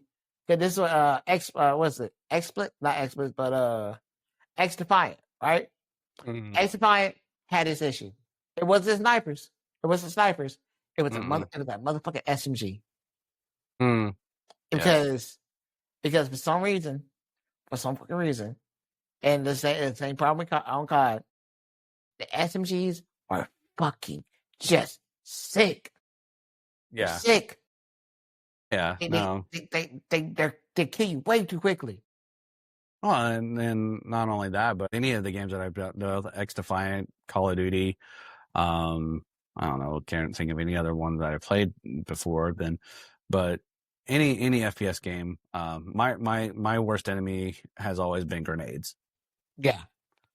Oh, yeah. I have not been able to. No, see, for me, I cannot throw a frag grenade to save my dang life. I ain't killing nobody with that job. And that's not my problem. That's not my problem. I'm not worried about what I'm hitting. I'm talking about the fact that I can sit there and run downfield, and then all of a sudden I'm like, sitting there trying to take cover, or I'm running down the field, and the next thing I know, there's a grenade, and boom, I'm dead. Yeah.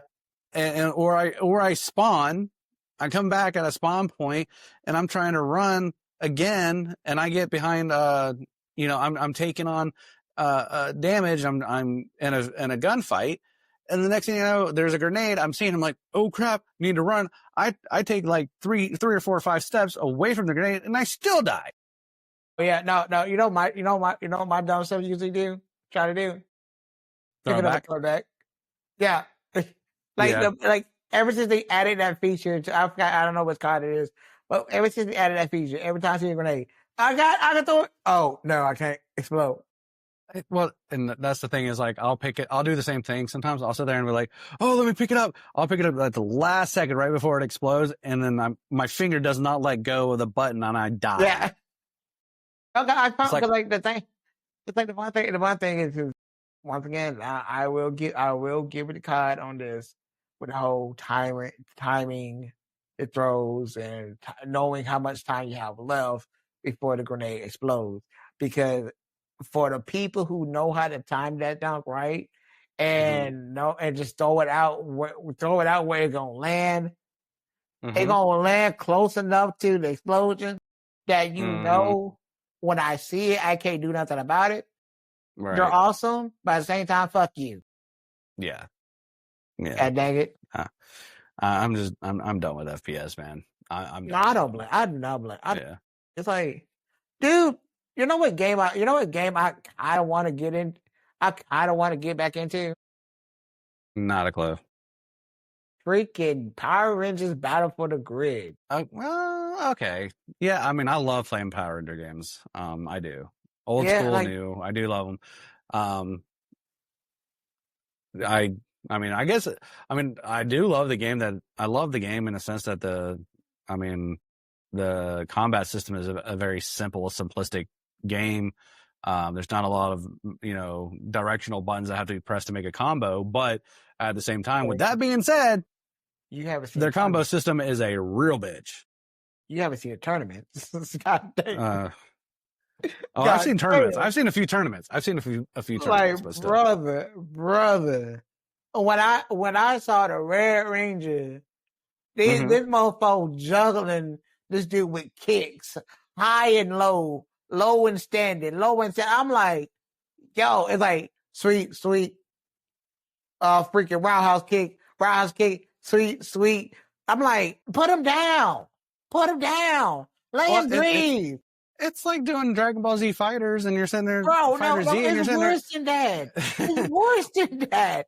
But I'm saying it's like the simplicity. It's like, when you're doing with Goku and you're just hitting the high punches, and he's like doing the 4-hit combo just by hitting the square button on the PlayStation, like square, and he's like punch, juggle. I'm like, oh my god, stop it! But still, I get it. I do. You know what? I say maybe this week we should both download it and just rock it, and then come back next week and talk about it a little bit. Yeah, give it a little bit of topic. But no, on the topic of fighting games, bro. I don't think you watched the show yet, have you? The Invincible. I've seen some of it. I haven't watched the whole series. All right, so I know they got a game coming out.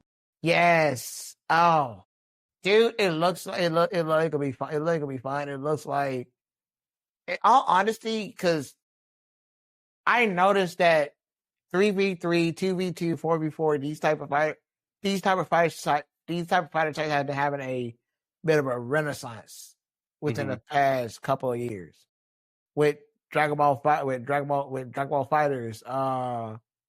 Guilty Gear, freaking League of Legends has been working on their own little team fighter. We got the new Marvel fighting game should be dropping soon. But what I like about this Injustice, I mean not Injustice, but Invincible Versus game is one, it looks and feels. It looks and feels like it would just put you in the mood to watch the show. It will make you feel like you actually in the show. Every character has an interaction with somebody else, which I love that type of stuff. I hate the fact that fighting games has been moving away from the intros and outros. You know what I'm saying? Mm-hmm. I get it. It's easier. It's time saving. But bitch, if you're making us pay for DLC characters that was in the previous motherfucking game, give us back our intros and outros, damn it. That's all I'm saying. That's all I'm saying.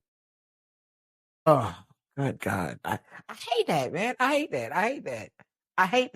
That's one of the biggest reasons why I have not been buying any of my old, continuing in the series of my old favorites.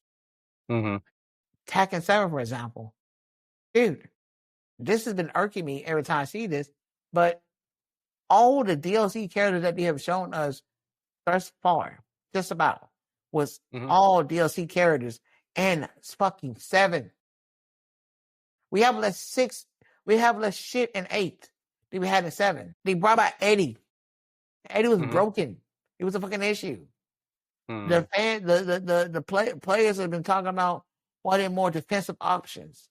You know what the solution was? Buff all offensive options for all the characters in the game, and barely do anything with the defensive option. I knew I wasn't crazy when I was getting caught up in certain combos. Well, I know once the wall splat happened, I should have been able to move out the fucking way. I'm not crazy. They just made that shit too easy. Oh, yeah. I'm a little need about it. I'm sorry, y'all. No, I get it, bro. I get it. Hey, have you been watching any new animes lately? Clavitas. Not just Clavitas, but dude, to be real with you, I've been watching Boruto too. And we're not friends anymore. I'm sorry, we're not friends anymore. Nah. Let me say this, and then we're gonna talk about some Clavitas because I do want to talk about that.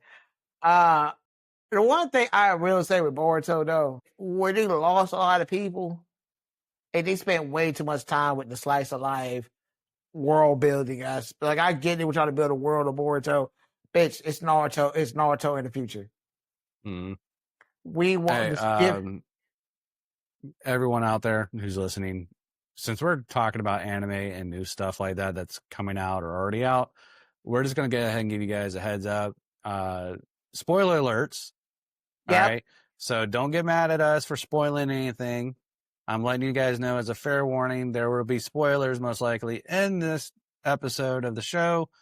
So if there's shows that you are currently watching, or if you're watching the same stuff we are and you haven't caught up with the episodes, don't get mad at us. This is our show. We love you. We'll share our opinions about things, but we're going to go ahead and we'll give you a forewarning. Spoilers ahead. Spoilers. Right? So, anyways, yeah, I mean, Boruto technically, is future Naruto storyline, and I get it, but at the same time, I'm just like, oh my goodness, I haven't even watched Boruto enough, but it's like all the clips I see on TikTok and YouTube and stuff like that, I'm just sitting here, I'm like, oh my goodness, like why is Boruto practically repeating Naruto's history, except for he's pretty much living Sasuke's life, but he's Naruto's son. It's like, what the fuck? Yeah, that is the vibe. And then you got someone coming in that is a complete stranger, no relation to Naruto, anyone, that is practically Boruto's savior. Like he's brings Boruto back and fights Boruto on the same level with some new angelic power or new he's Naruto's gens. son he's Naruto's son that should have been Boruto. That's where I go with Kawaki. He's Naruto's son that should have been Boruto because Kawaki, and don't get me wrong, once again, once you get past the filler shit and get to what's actually in the manga, right? And what's actually being portrayed from the manga, the story picks up a lot better and it gets a lot better. And it's like, because one of the biggest problems with Naruto, right? Near the end of it, let's be honest, Naruto kind of became a mech at some time. He would have mech battles with Sasuke at that point, right? Yeah, I have not even finished Naruto all the way, but I mean, well, no, I want to. Essentially, I want to. Like, I'm still in the pain arc, okay? Like, I'm in pain right now, okay? Yeah. The thing is I don't mind our conversation, so you're gonna, our spoilers that you talk about, I don't mind it. I've seen some things, but at the same time, I'm like, I want to finish it, but then I'm like, I feel like at this point where I'm in the pain arc, it's not the story that bores me or anything like that. It's just my brain starts clicking. I'm like, Naruto is the really short version of One Piece. One Piece having over 1,000 episodes, Naruto has like 200 or something plus, and I'm like, I'm at a dead end. But no, well, I will say this. You're not wrong in that sense, because the thing that kind of does irk me, with Boruto or with Naruto, especially after the pain arc, is, now keep in mind I was watching this on a weekly basis, right? Mm-hmm. When after the pain arc, so in moments where I would have much rather for them to continue on with the story that's portrayed in the manga, we get short little filler arcs and whatnot. Mm-hmm. But like the thing is, once things really got going, because like once you get past that arc, because the Killer Bee battle happens, you already seen Sasuke versus Killer Bee, right? I don't know. Is it before Pain arc or after Pain? It's before Pain decided to make his way. Is right before Pain makes his way to the Leaf Village, right? So because this is after Sasuke learns the truth about Itachi and decides that, instead of going back home and being the hero of the Leaf that avenged his clan, I found out the Leaf Village on some whole shit. They're getting revenge. I'm working with the Akatsuki. That's what I'm going to do. Okay. Yeah, so I think I remember something like that. Yeah, but like the thing is, like the problem with Naruto runs into, I'm thankfully Naruto ran into this problem near the last arc, where Boruto ran into this problem at the very fucking beginning, where Naruto Shippuden, by the time we get to the fourth war, right? It's streamlined. Boom, boom, boom. And the filler episode actually adds to the overall impact of the war. You know what I'm saying? It adds to it. Like those are the good kind of fillers that actually adds to the overall, I guess, world building of this event. You know what I'm saying? But where it slows down is once you get to the point when, like I said, no spoilers. I'm not going to spoil this for you. I do want you to watch it. But Dude, I don't care about spoilers, but well, okay, Madara gets reanimated, right? mm-hmm. Well, Madara gets reanimated by Kabuto, and along with a lot of other ninjas. That's kind of what helps the bad guys, do the whole war. Mm-hmm. Once Kabuto got defeated, and he was forced to release the reanimation jutsu. Mm-hmm. Fucking Madara getting ready, like fighting the five Kages now. He's fighting the 5 different Kages. He's whooping their asses. Madara is no hoe. Okay? From introduction to the battlefield, he is no hoe. Mm-hmm. You feel me? Yeah, I feel you. He is him. Mm-hmm. But what gets me, what got me was as he was getting ready to get sent back to the other side where all the other spirits at, he was like, you know what? Nah, I don't want to do this. Hand sign, hand sign, hand sign, hand sign. Stay. All right, bitch, we can keep fighting. So now you're an immortal fucking zombie that cannot die, that cannot be unreleased, because you're now the caster of the damn jutsu. Yes, I'm Madara. It's like, hell. Like, no, I'm going to be honest with you. They did write this stuff into a hole with Madara.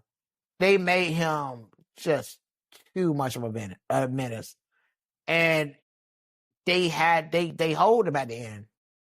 They hold him at the end. But like I said, what kind of kills Naruto Shippuden near the end is the filler arc. Because like once you get past the filler and you actually finish the 4th Great War, you have Sasuke and Naruto have their final fight, their final battle to settle everything, to kind of get Sasuke to stop being a dickhead and come back home. In all honesty, because like out of all the Naruto movies, though, there's only one. Well, there's 2 that's actually canon with the actual manga, and that's Naruto the Last and Naruto and the Boruto movie. Right? Those are the 2 movies out of all the movies that's actually canon. Naruto the Last is pretty much the story. It's pretty much the story of how Naruto and Hinata finally falls in love, get together, and all that stuff. But like in the actual anime, they do have episodes where they showcase the older the members of the league as older as them as it leads up to the marriage between them. Yeah. Which honestly is a very good watch, in my opinion. It's a very good watch, but it's just at that point you're burnt out on Naruto. You know what I'm saying? Yeah, I get it. At least that's what me. But like I said, and that's like I said, that's one of the big things with that's one of the big problem with Boruto is, to be honest, especially if you're already coming from being burnt out for Naruto Shippuden, right? And you go into Boruto, and Boruto had a fucking cool ass opening, cool ass story, cool ass opening scene where Boruto and Kawaki are fighting on the faces of Naruto's Hokage statue. The leaf is in ruins, and Kawaki is like, "This is the end of Shinobi." And Boruto's like, "This is not the end of Shinobi." And then, boom, kid Boruto, and the story starts from there.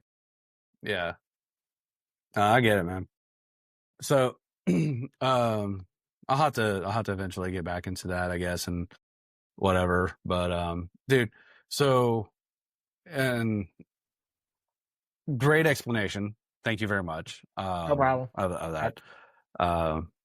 But Naruto is just so played out right now. I'm still like, but it is. Either way. So you said that well, both you and I are currently watching Clevitas, and everything, and I'm watching a few other new ones and stuff that have actually got new seasons and stuff too. So, Clevitas just came out this year. We're on episode 7 now. Yep. I believe. And I think so. Yeah, it's episode 7. Yeah, episode 7. And to be honest, I like it. I like the show. It's definitely a interesting take. It kind of feels somewhat dark.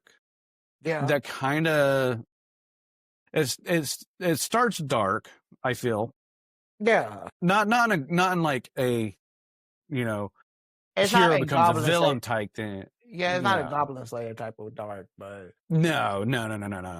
Yeah. No, it's not like a hero becomes a villain type thing or anything like that. But more is like it's just the beginning of an end of an era for a kingdom, and then but that's because it's a provocation against a I don't know, would you I would call say a natural it, force. Nature, one of nature's natural forces, you know what I'm saying? Where it's like, it's like, would you say a natural force or a deity or a godlike animal kind of like yeah, it's kind of like it's like, okay, I gotta put this out. I'm like, when I say I forget what they call Clevitas. It's the he was the king. demon. He was the king. The demon. The king demon beast of the forest or moon. something? No, Yeah. the demon beast of the moon. Yeah. So or moonlight or something like that. Yeah, but like, yeah, I'm sorry. How homeboy did the heroes, man. It was just disrespectful. Well, yeah. It was mean, just but disrespectful.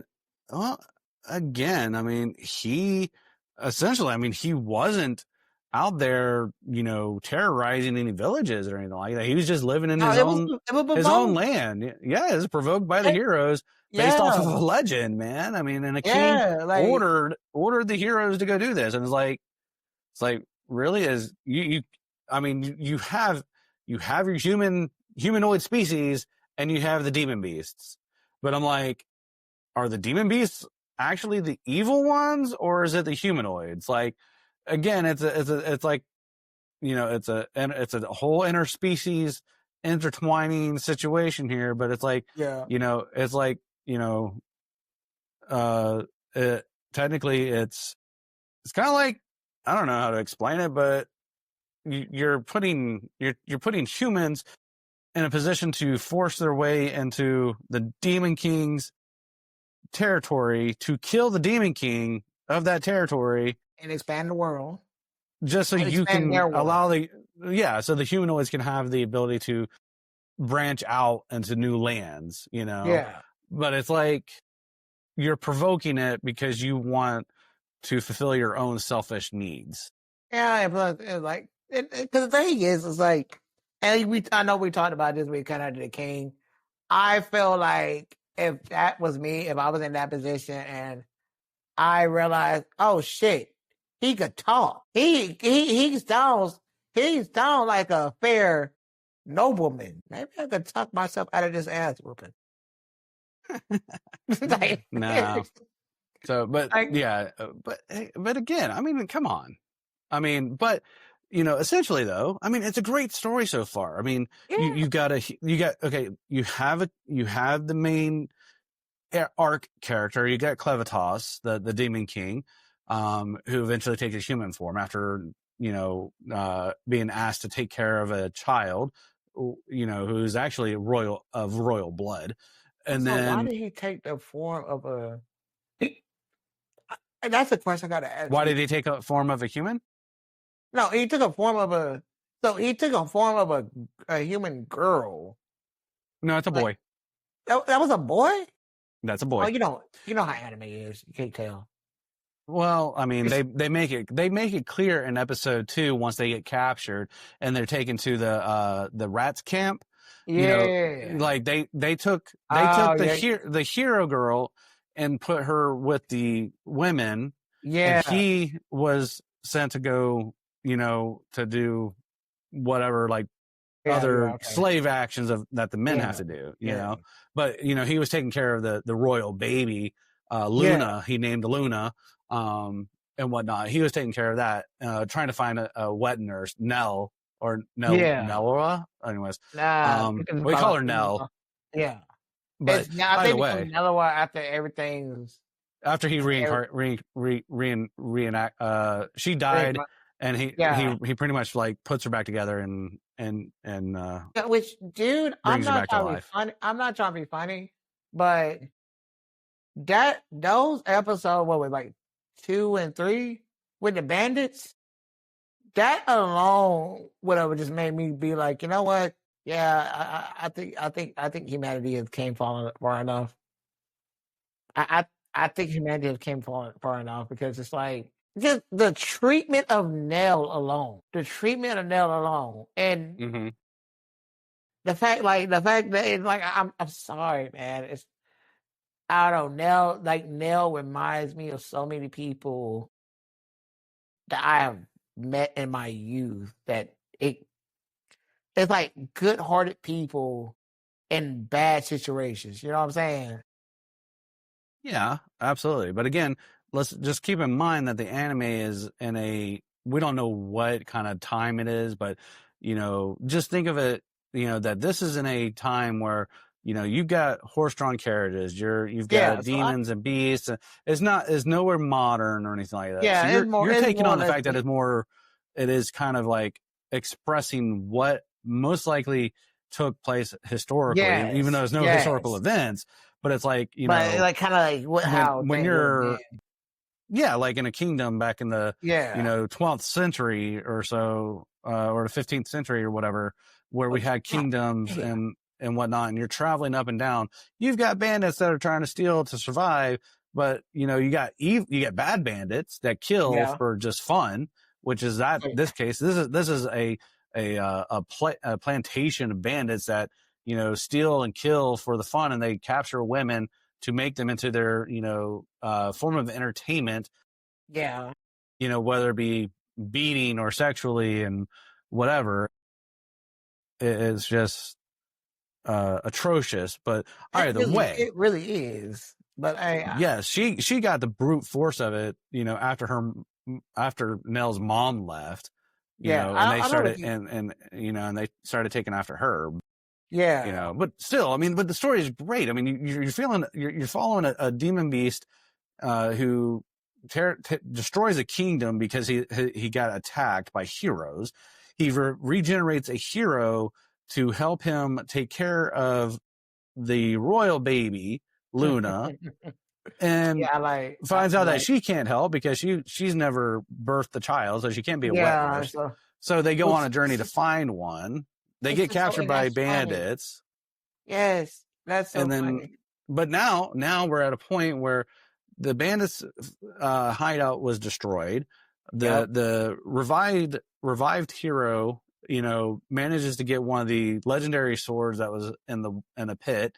Yep. And now they're on a journey trying to bring Luna back to a royal status, so that way Clevitus can kind of use her in his own way. I thought Luna was a boy. Luna is a boy. I said her, didn't I? Yeah. Sorry. Yeah. Luna is a boy. You're right. He wants to use Luna, as his way to, Clevitas wants to use Luna to be able to like use him in a way to like Keep humanity control. from Yeah. To keep him out of his realm and like whatever. Yeah, because but also he's kind of like using Luna as a growth experience, as he's taking care of Luna, to learn about humanity and, the world in itself and the humanoids, like if they're actually worth keeping around. Like, yeah, because like, yeah, it's pretty much, he's just trying to see like, okay, did I just kill them, or are they worth? Yeah, like, right, exactly. But the funny thing is like he ends up meeting a servant of another demon beast of a different territory, finding out that demon beast is starting to decide whether or not humanoids are worth keeping alive too. So now it's like, we're on the same. Oh, we're kind of on the same boat, yeah. But yeah, like okay, yeah. So, but okay, now, I get like, down. yeah, but yet now he's like, apparently he finds out there's magic in the world, Yeah, and so in this latest episode, he Clevitas is traveling to find Drell to learn about magic, because he's finding out that magic may be a link to why demon beasts are going missing in his land, yeah, along as other lands, along with humans as well. yeah. And then like Drell Kidnapping the baby. actually, Oh, evil. well, he wants to find the baby for his blood, magical blood, and Yeah, whatever. But despite that, he Clevitas runs into Drell, and he starts fighting Drell. He literally kills Drell by piercing him in the gut with one of his yeah. tails. But Drell's like, I predicted this. I had an I was escape. And ready. yeah, he was like, I'm ready for this. And then he uses a spell, a magic spell, to capture Clevitas in some sort of blood prison that he created. It's a giant blood pokeball. Yeah. And then he, like, his sword just spits out another body of Drell and takes his place, even though it's not Drell himself. Like, Drell died. It's like his soul or something. Right, yeah. Like he essentially fuses, which his soul with his sword. Yeah, I'm sorry. That's just evil. That's just yeah, I mean, evil. Like, Negro. It is. No, you need to get dealt with, sir. You are the problem. Yeah. But, dude, it is a good story so far. It is a good story. Yo, heck yeah. Like, yes. I definitely, as far as new animes go, I definitely give it a 9 out of 10. I'm gonna be like Hank Hill right now, and I won't give my judgment on my rating until I see the end of the series. I figure, or at least the end of season 1. If there's going to be any additional seasons afterwards. You want to know something funny though? All right, so when Kay first told me about Clavitas, how I pictured it in my head as he was explaining it to me, it was a lot darker than what I actually got. Yeah, and I'm happy about that, because I was really thinking like it was something going to be like Guts level of dark. You know what I'm saying? Yeah, I get you. Like that's what I was thinking. Like, it's going to be Guts level of dark, but luckily, no. It's like it has its moments, but I'm never gonna say it really have its moments, because it's like really like the episode, episode 2, episode 1, kind of. I say with when it come down to the most kiss of virtual eyes type moments. It was within those 2 episodes. What possible? Yeah, within those 2 episodes. I mean, essentially, I mean, I don't know how this end is going to turn out, but I mean, my guess so far, just like any of this series, is like this is going to be a story where a god with incredible power, who is on the brink of wanting to destroy humanity, eventually kind of starts to, like, he wants to experience humanity and the humans in his land, and eventually, grows attached to the humans because of a child, and then ends up kind of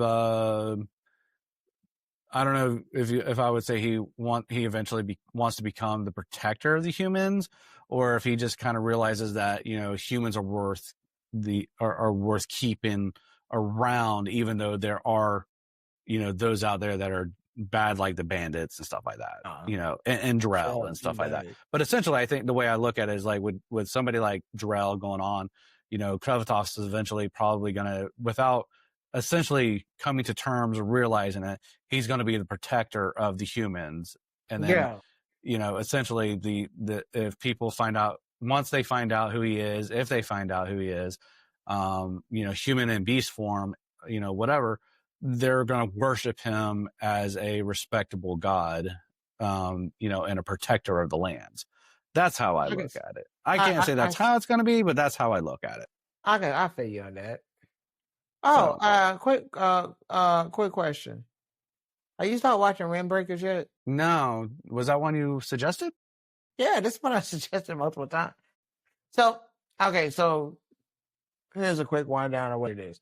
Windbreakers is an anime about a main character who has kind of like two different color irises and two-tone hair coming to a new city to go to school.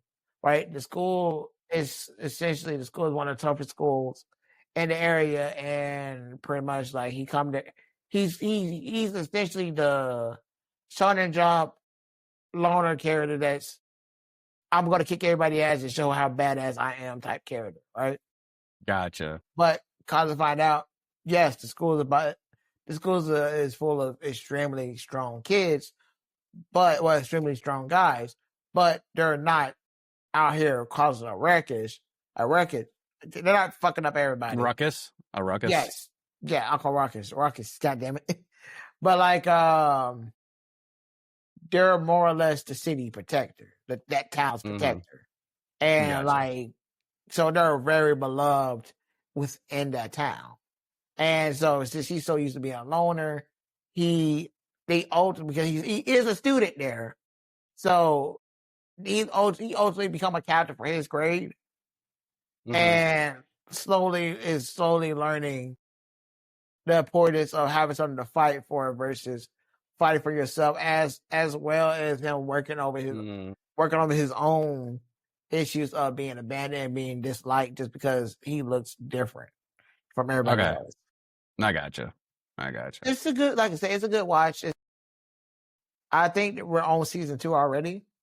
Like I said, a lot of fighting, a lot of martial art, a lot of friendly banter, slice of life type stuff. Nothing over the top as of yet.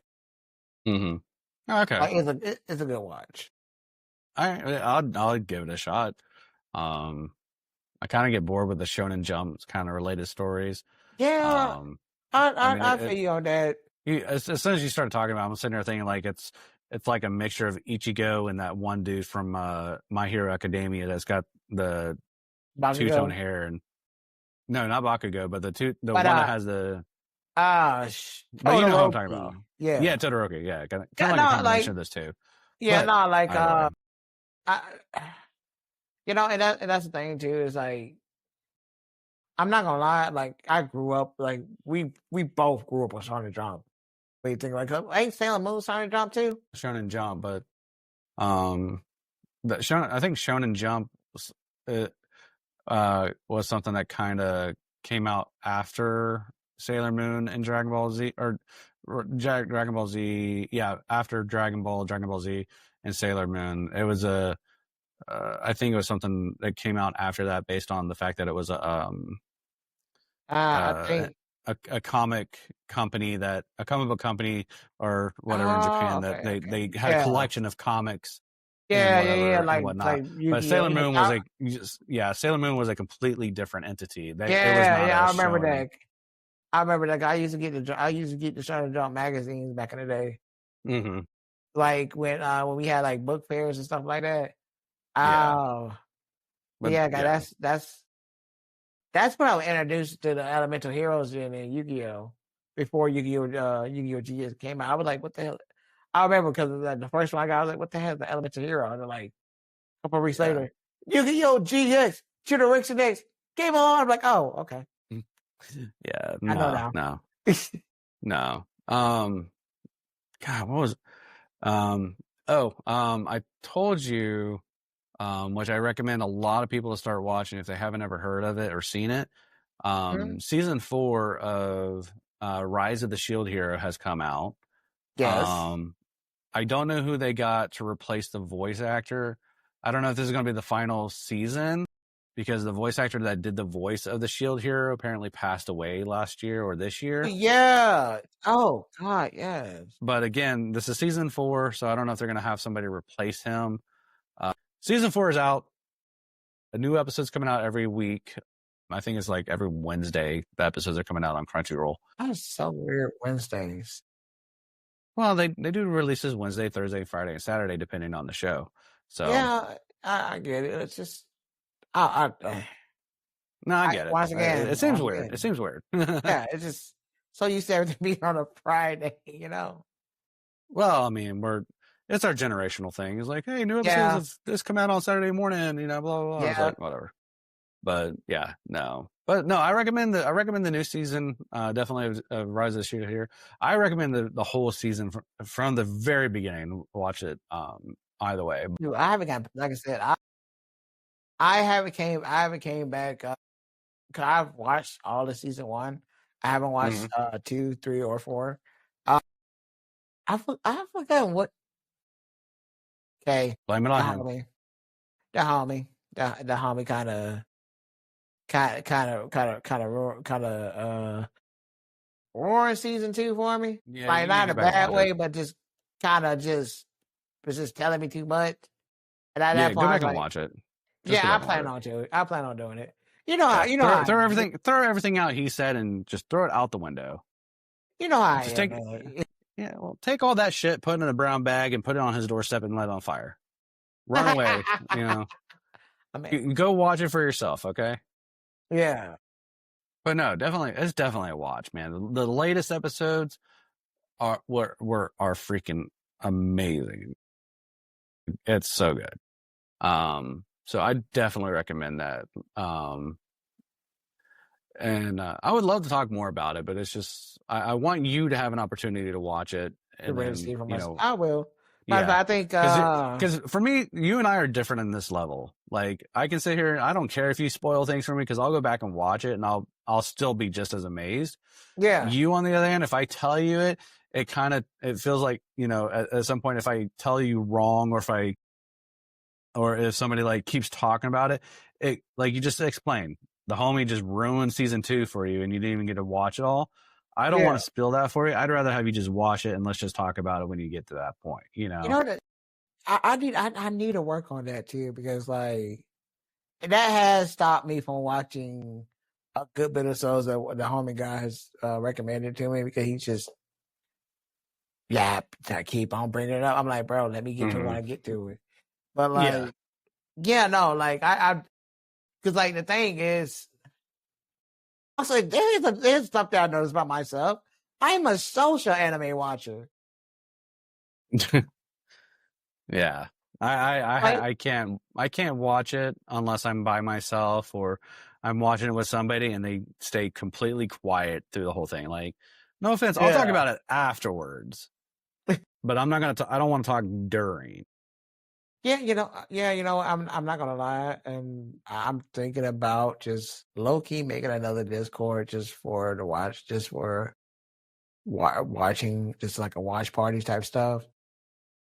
Just so we want to be able to have our little watch parties. There's not such a lot of talking and whatnot. Then we can have that. Yeah, I'm thinking about doing that. I don't know. I might not. I don't know. Mm-hmm. But, Jacob, can I ask you a question? Sure. How you thought about my question I asked you earlier? In detail, no, but when you asked me, I kind of already had an idea of what I was thinking about. Let it rip. Well, please, for the audience, okay, ask the question. So my question was, in y'all opinion, or in your opinion, and y'all opinion as well, what makes a anime or a show? I'm going to expand it to a show, to shows and movies as well. What makes anime, shows, and movies?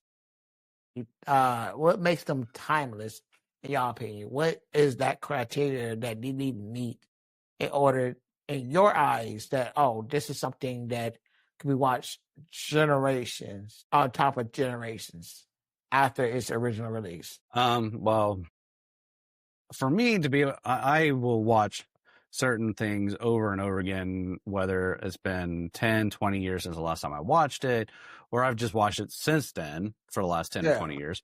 But the show or movie essentially just has to have a impact to me. Okay, it's got to have some sort of impact where it's gonna just kind of like embed itself. It's its own little seed in my heart. Okay, and what I mean by that, is like uh well, my very first anime that I realized wasn't anime. Yeah. Before I realized certain other shows I was already watching was considered anime. Yeah. And everyone out there, you can make fun of me. I don't give a fudge. But my first anime was Sailor Moon. I used to watch it on USA Network when it came on Saturdays. USA Network.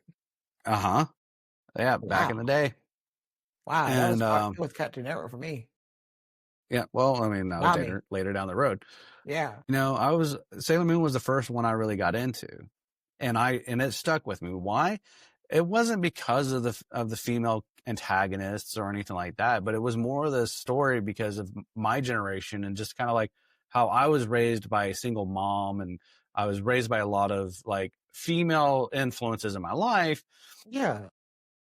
You know, and plus my mom was very big on, you know, being kind and loving and stuff like that. But the story having that romantic love, you know, story to it. Plus there was action and fighting, and there was comedy. It like filled everything. You know, Yeah. you had your comedy with the way the main character would be a goofball, and you know, the way her friends and them would react. You had the love interest between the main character and her love interest. Essentially down the road, you had the other characters have their love interests, and so forth, you know. But it it was the story and how it just kind of just pulled me in, and I just kind of like fell in love with the characters and their purpose and the whole principle that, you know, there, even if there's evil and badness out there, the greatest weapon that you can have between all that is love and kindness. Yes. Okay. So that was my biggest thing. That was something that stuck with me, and that's something that I've always cared about. And then it was one of the things that I fantasized about how I want my love life to be when I was going to marry somebody. I wanted my fantasy of, you know, being like, you know, kind of like the prince, or, you know, and having my princess, and, you know, eventually being the king and queen of my own kingdom and stuff like that. But then you had Dragon Ball Z. Dragon Ball Z was like the boys version of Sailor Moon, but Yep. it wasn't much of a love interest, but it was like there's a lot of action and comedy, Yeah. and you had your main, you know, character focus, you know, and you had, you know, it had its own way of telling a story of not giving up and fighting for what you believe in and protecting the ones that you love and care about, and having, you know, and protecting your friends and protecting everyone Yes. around you, no matter what. It doesn't matter if they're your friends or not. It's just, it was a story You that want you were trust going to, someone. you were going to protect somebody when they need it, Yes. whether it be a loved one or a stranger. You want to know something messed up? Want to know something crazy about that too? Okay, so what you just explained with Dragon Ball Z, that apparently was how the American voice actors and directors and whatnot wanted to kind of portray it. Kind of, which you think when you think about it, how they did it back in the day, kind of. That's kind of why Goku is kind of getting Goku and Superman. The whole Goku and Superman debate is an actual thing, because apparently how Goku comes off in the actual original dub, the original Japanese dub, Mm-hmm. Goku's a little more selfish in his actions. It's just his actions also helps the greater good. Like, for example, he could have not fought Frieza, got the Dragon Ball and got the heck on. Mm-hmm. But it was one revenge because he homeboy Freezer did kind of exploded Krillin, but the whole thrill of a challenge. Keep in mind because King Kong was like, dude, don't fight him. Goku like, no, I want to fight him. This is Yeah. I couldn't live with myself if I did not. Right. But see, and that definitely was Goku's weakness. Like he was selfish to that point that he would not turn down a fight. yes. Yeah. And like oh my goodness. But no, like you're absolutely right about that though. Like that does I think those are great qualities to make something timeless. Because it's like with Dragon Ball Z, hell with Sailor Moon. You know what? Honestly, Sailor Moon, yeah, I was watching Sailor Moon before I even knew what Sailor Moon what manga was. I was still watching like my cousin used to collect the figurines back in the day. One thing I never understood is why did this have to be just for girls? How the kids on the playground try to say, if you watch Sailor Moon, you a girl. Like, no. Why? It teaches me about love and kindness. Maybe you need that in your life. Watch it. Well, I mean, again, that just kind of shows the age and maturity depending on how people looked at it. But again, yes, it was Sailor Moon was a anime that was created by a female manga artist and Naoko Takeuchi, and it was geared toward as a magical girl show for girls. It gave girls the concept of having a fantasy, but also knowing that they have the ability to be able to stand up for themselves, stand up for their friends and family, and protect those that they love, and gave them that ability to think that they have the magical power to do so. In a sense, giving girls the ability to feel like they have the power themselves to do something, and they don't have to rely on someone else to do it all the time. Or the fact that if they have to rely on somebody, to also understand that they can rely on their friends when they need help. They don't have to do things by themselves. Yeah. It's that power of friendship that made it successful. But again, I mean, it was because it was a show that focused on a female character, which made it aimed towards girls, which had the action dolls and the dolls themselves and stuff like that. So yeah, I mean, our generation, mine specifically, like if you were young enough, if you watched Sailor Moon, you would get possibly picked on because they looked at it as a girly show, and because of the age and maturity of a kid at the time. But despite that, I mean, it varies, and it does vary. But let's talk about a monumental show.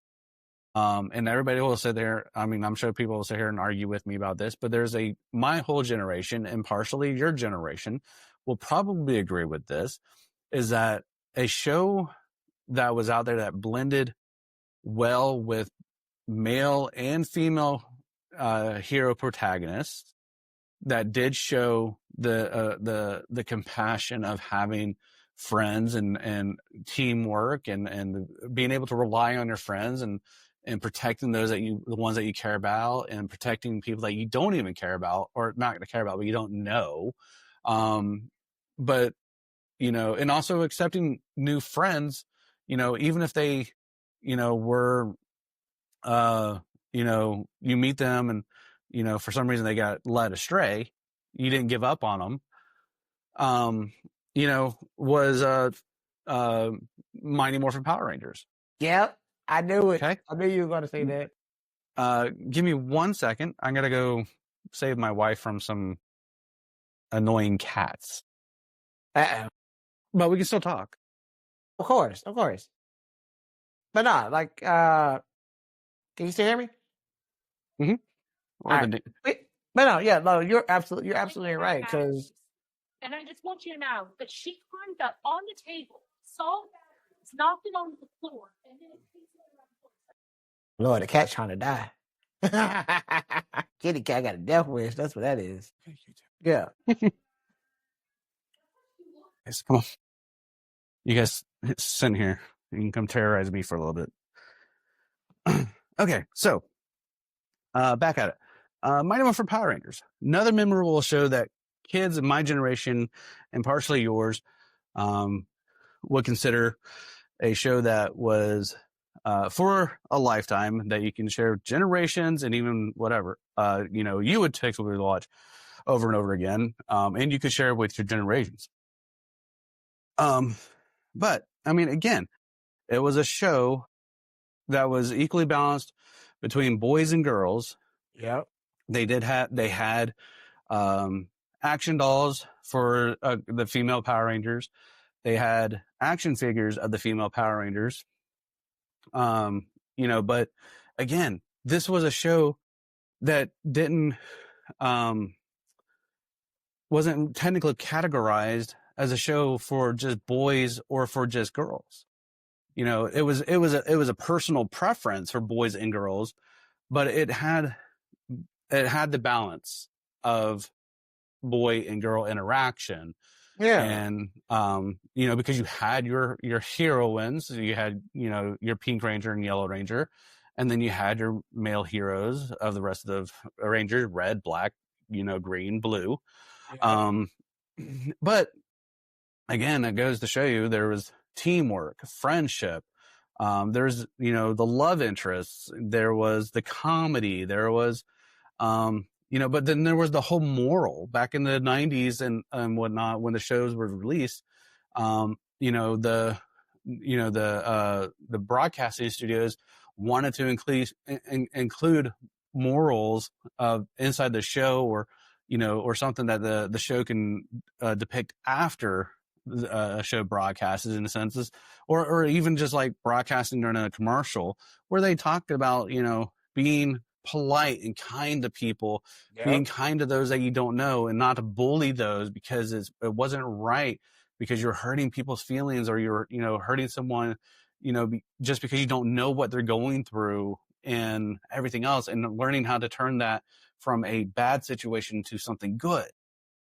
It shows like that made things memorable for us, that we're able to share with our kids and other generations, kids, grandkids, whatever you want.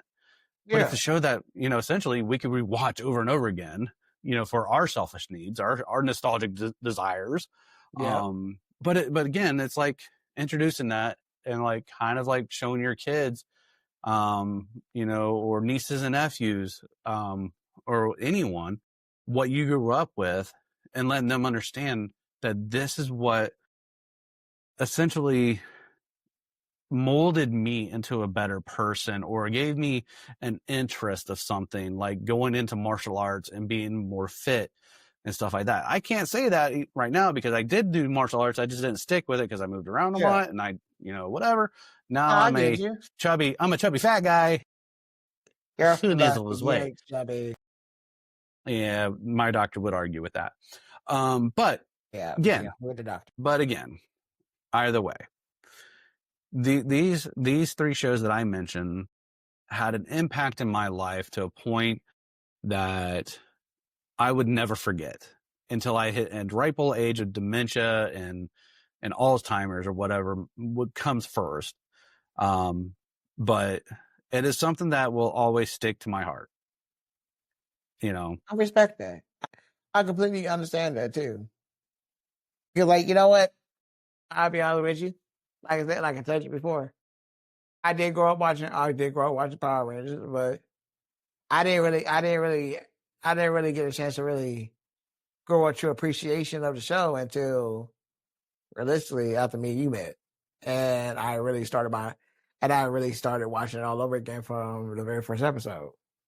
It's like, the thing is, it's like, yes, Power Rangers, even when I was a kid, it taught me a lot. It did teach me about, that's what a lot of shows we had back then. We had good shows. We had good shows, especially when I was growing up, that taught us about being, the power of kindness, being compassionate, care for your fellow man, and doing what's right. Not just because it makes you feel good, but because it's the right thing to do. Mm-hmm. And I'm sitting here. I was listening to what you say, but this whole time I was sitting here thinking, what shows do these kids have now that does that? And I'm having a hard time of thinking of anything. There's not too many of them. I mean, yeah, I can. We got I can't Paw think of anything Patrol. right off. Well, yeah, Paw Patrol is a good show for the kids. Does show them about friendship and teamwork and stuff like that. But and technically, um, the ability to have creativity. Yes. Yes, I know, but I will finish up. But yeah, I mean, but it's just that show is aimed towards the younger kids. Yeah. Where they're still developing certain things. And I'm not gonna bash Paw Patrol. I like Paw Patrol, Yeah, no, like, but it's just there's no. I have not really seen any new shows out there, that have. that's kind of like for all ages, all ages. Yeah, and boys and girls. it's just Yeah. yeah, but I just have after after the end of the Saturday morning cartoons, ended in like 2007, or earlier than maybe 2005. I can't remember. Well, no. I would say with like Kids WB, yeah, but like no, there was Kids W, not Kids WB, but there was I think. No, it was Kids WB. Kids WB was the last one that had Saturday morning cartoons before they officially announced that there was no more Saturday morning cartoons. They were the last station. And I think that was like 2005 when they canceled or they did that. I'm not sure, but either way. I know Cartoon Network kind of had their Saturday morning lineup, which was like DC, Ben 10 and stuff like that. But but still, now, the ongoing problem with like the main character heroes or for these from these cartoon shows for kids nowadays, they're selfish. They're bratty. They're douchebags. Well, they're kind of a little douchey, but it's like, but like they do the right thing, and I don't know. Part of me kind of feel like that's sending a message to the youngins. It's okay to be a dick as long as you're doing the right thing. And that's kind of the message I get from that. Yeah, and then eventually the show turns around and starts kind of giving the hero or the antagonist an event of some sort in their life where they start to realize where their behavior was wrong in the first place. Yeah, and then they grow into a better person. Yeah, and then it's like, oh, they're not they're doing the right thing for the sake of doing the right thing, and they're not a douchebag about it no more. Right. Hey. Yeah. Well, unfortunately, I hate to do this. We'll have to pick this up next week in our next episode. Bet. But it is I am being requested. I'm being requested to log off for the evening, which is fine. So the missus want her. The missus want her. The missus want her king. Ain't nothing wrong with that. No, it's more or less the fact that I got to get up with the kids in the morning. Oh, that too. I mean, she's working. She's working. I got work in the morning. She works nights. I work days, and someone's got to take care of the kids. Oh yeah, that's true. That's true. Nah, but either way, I'll run amok. Well, brother, this was grand, and I truly enjoyed this. We should definitely keep this going more. And you know what, brother? Once again, keeping it raw like this, freaking amazing. Well, I'm glad you enjoyed it. So we'll see how this goes, and we'll see how everyone else out there in the world likes it after they start realizing that we're back. All right, let's do it. All right, man. Later, bro. Later, guys. And thank you for everyone that's stopping by and listening to the Gamer Chat podcast. You guys have a nice time. Have a nice day. Have a nice night. Whenever you're listening to this.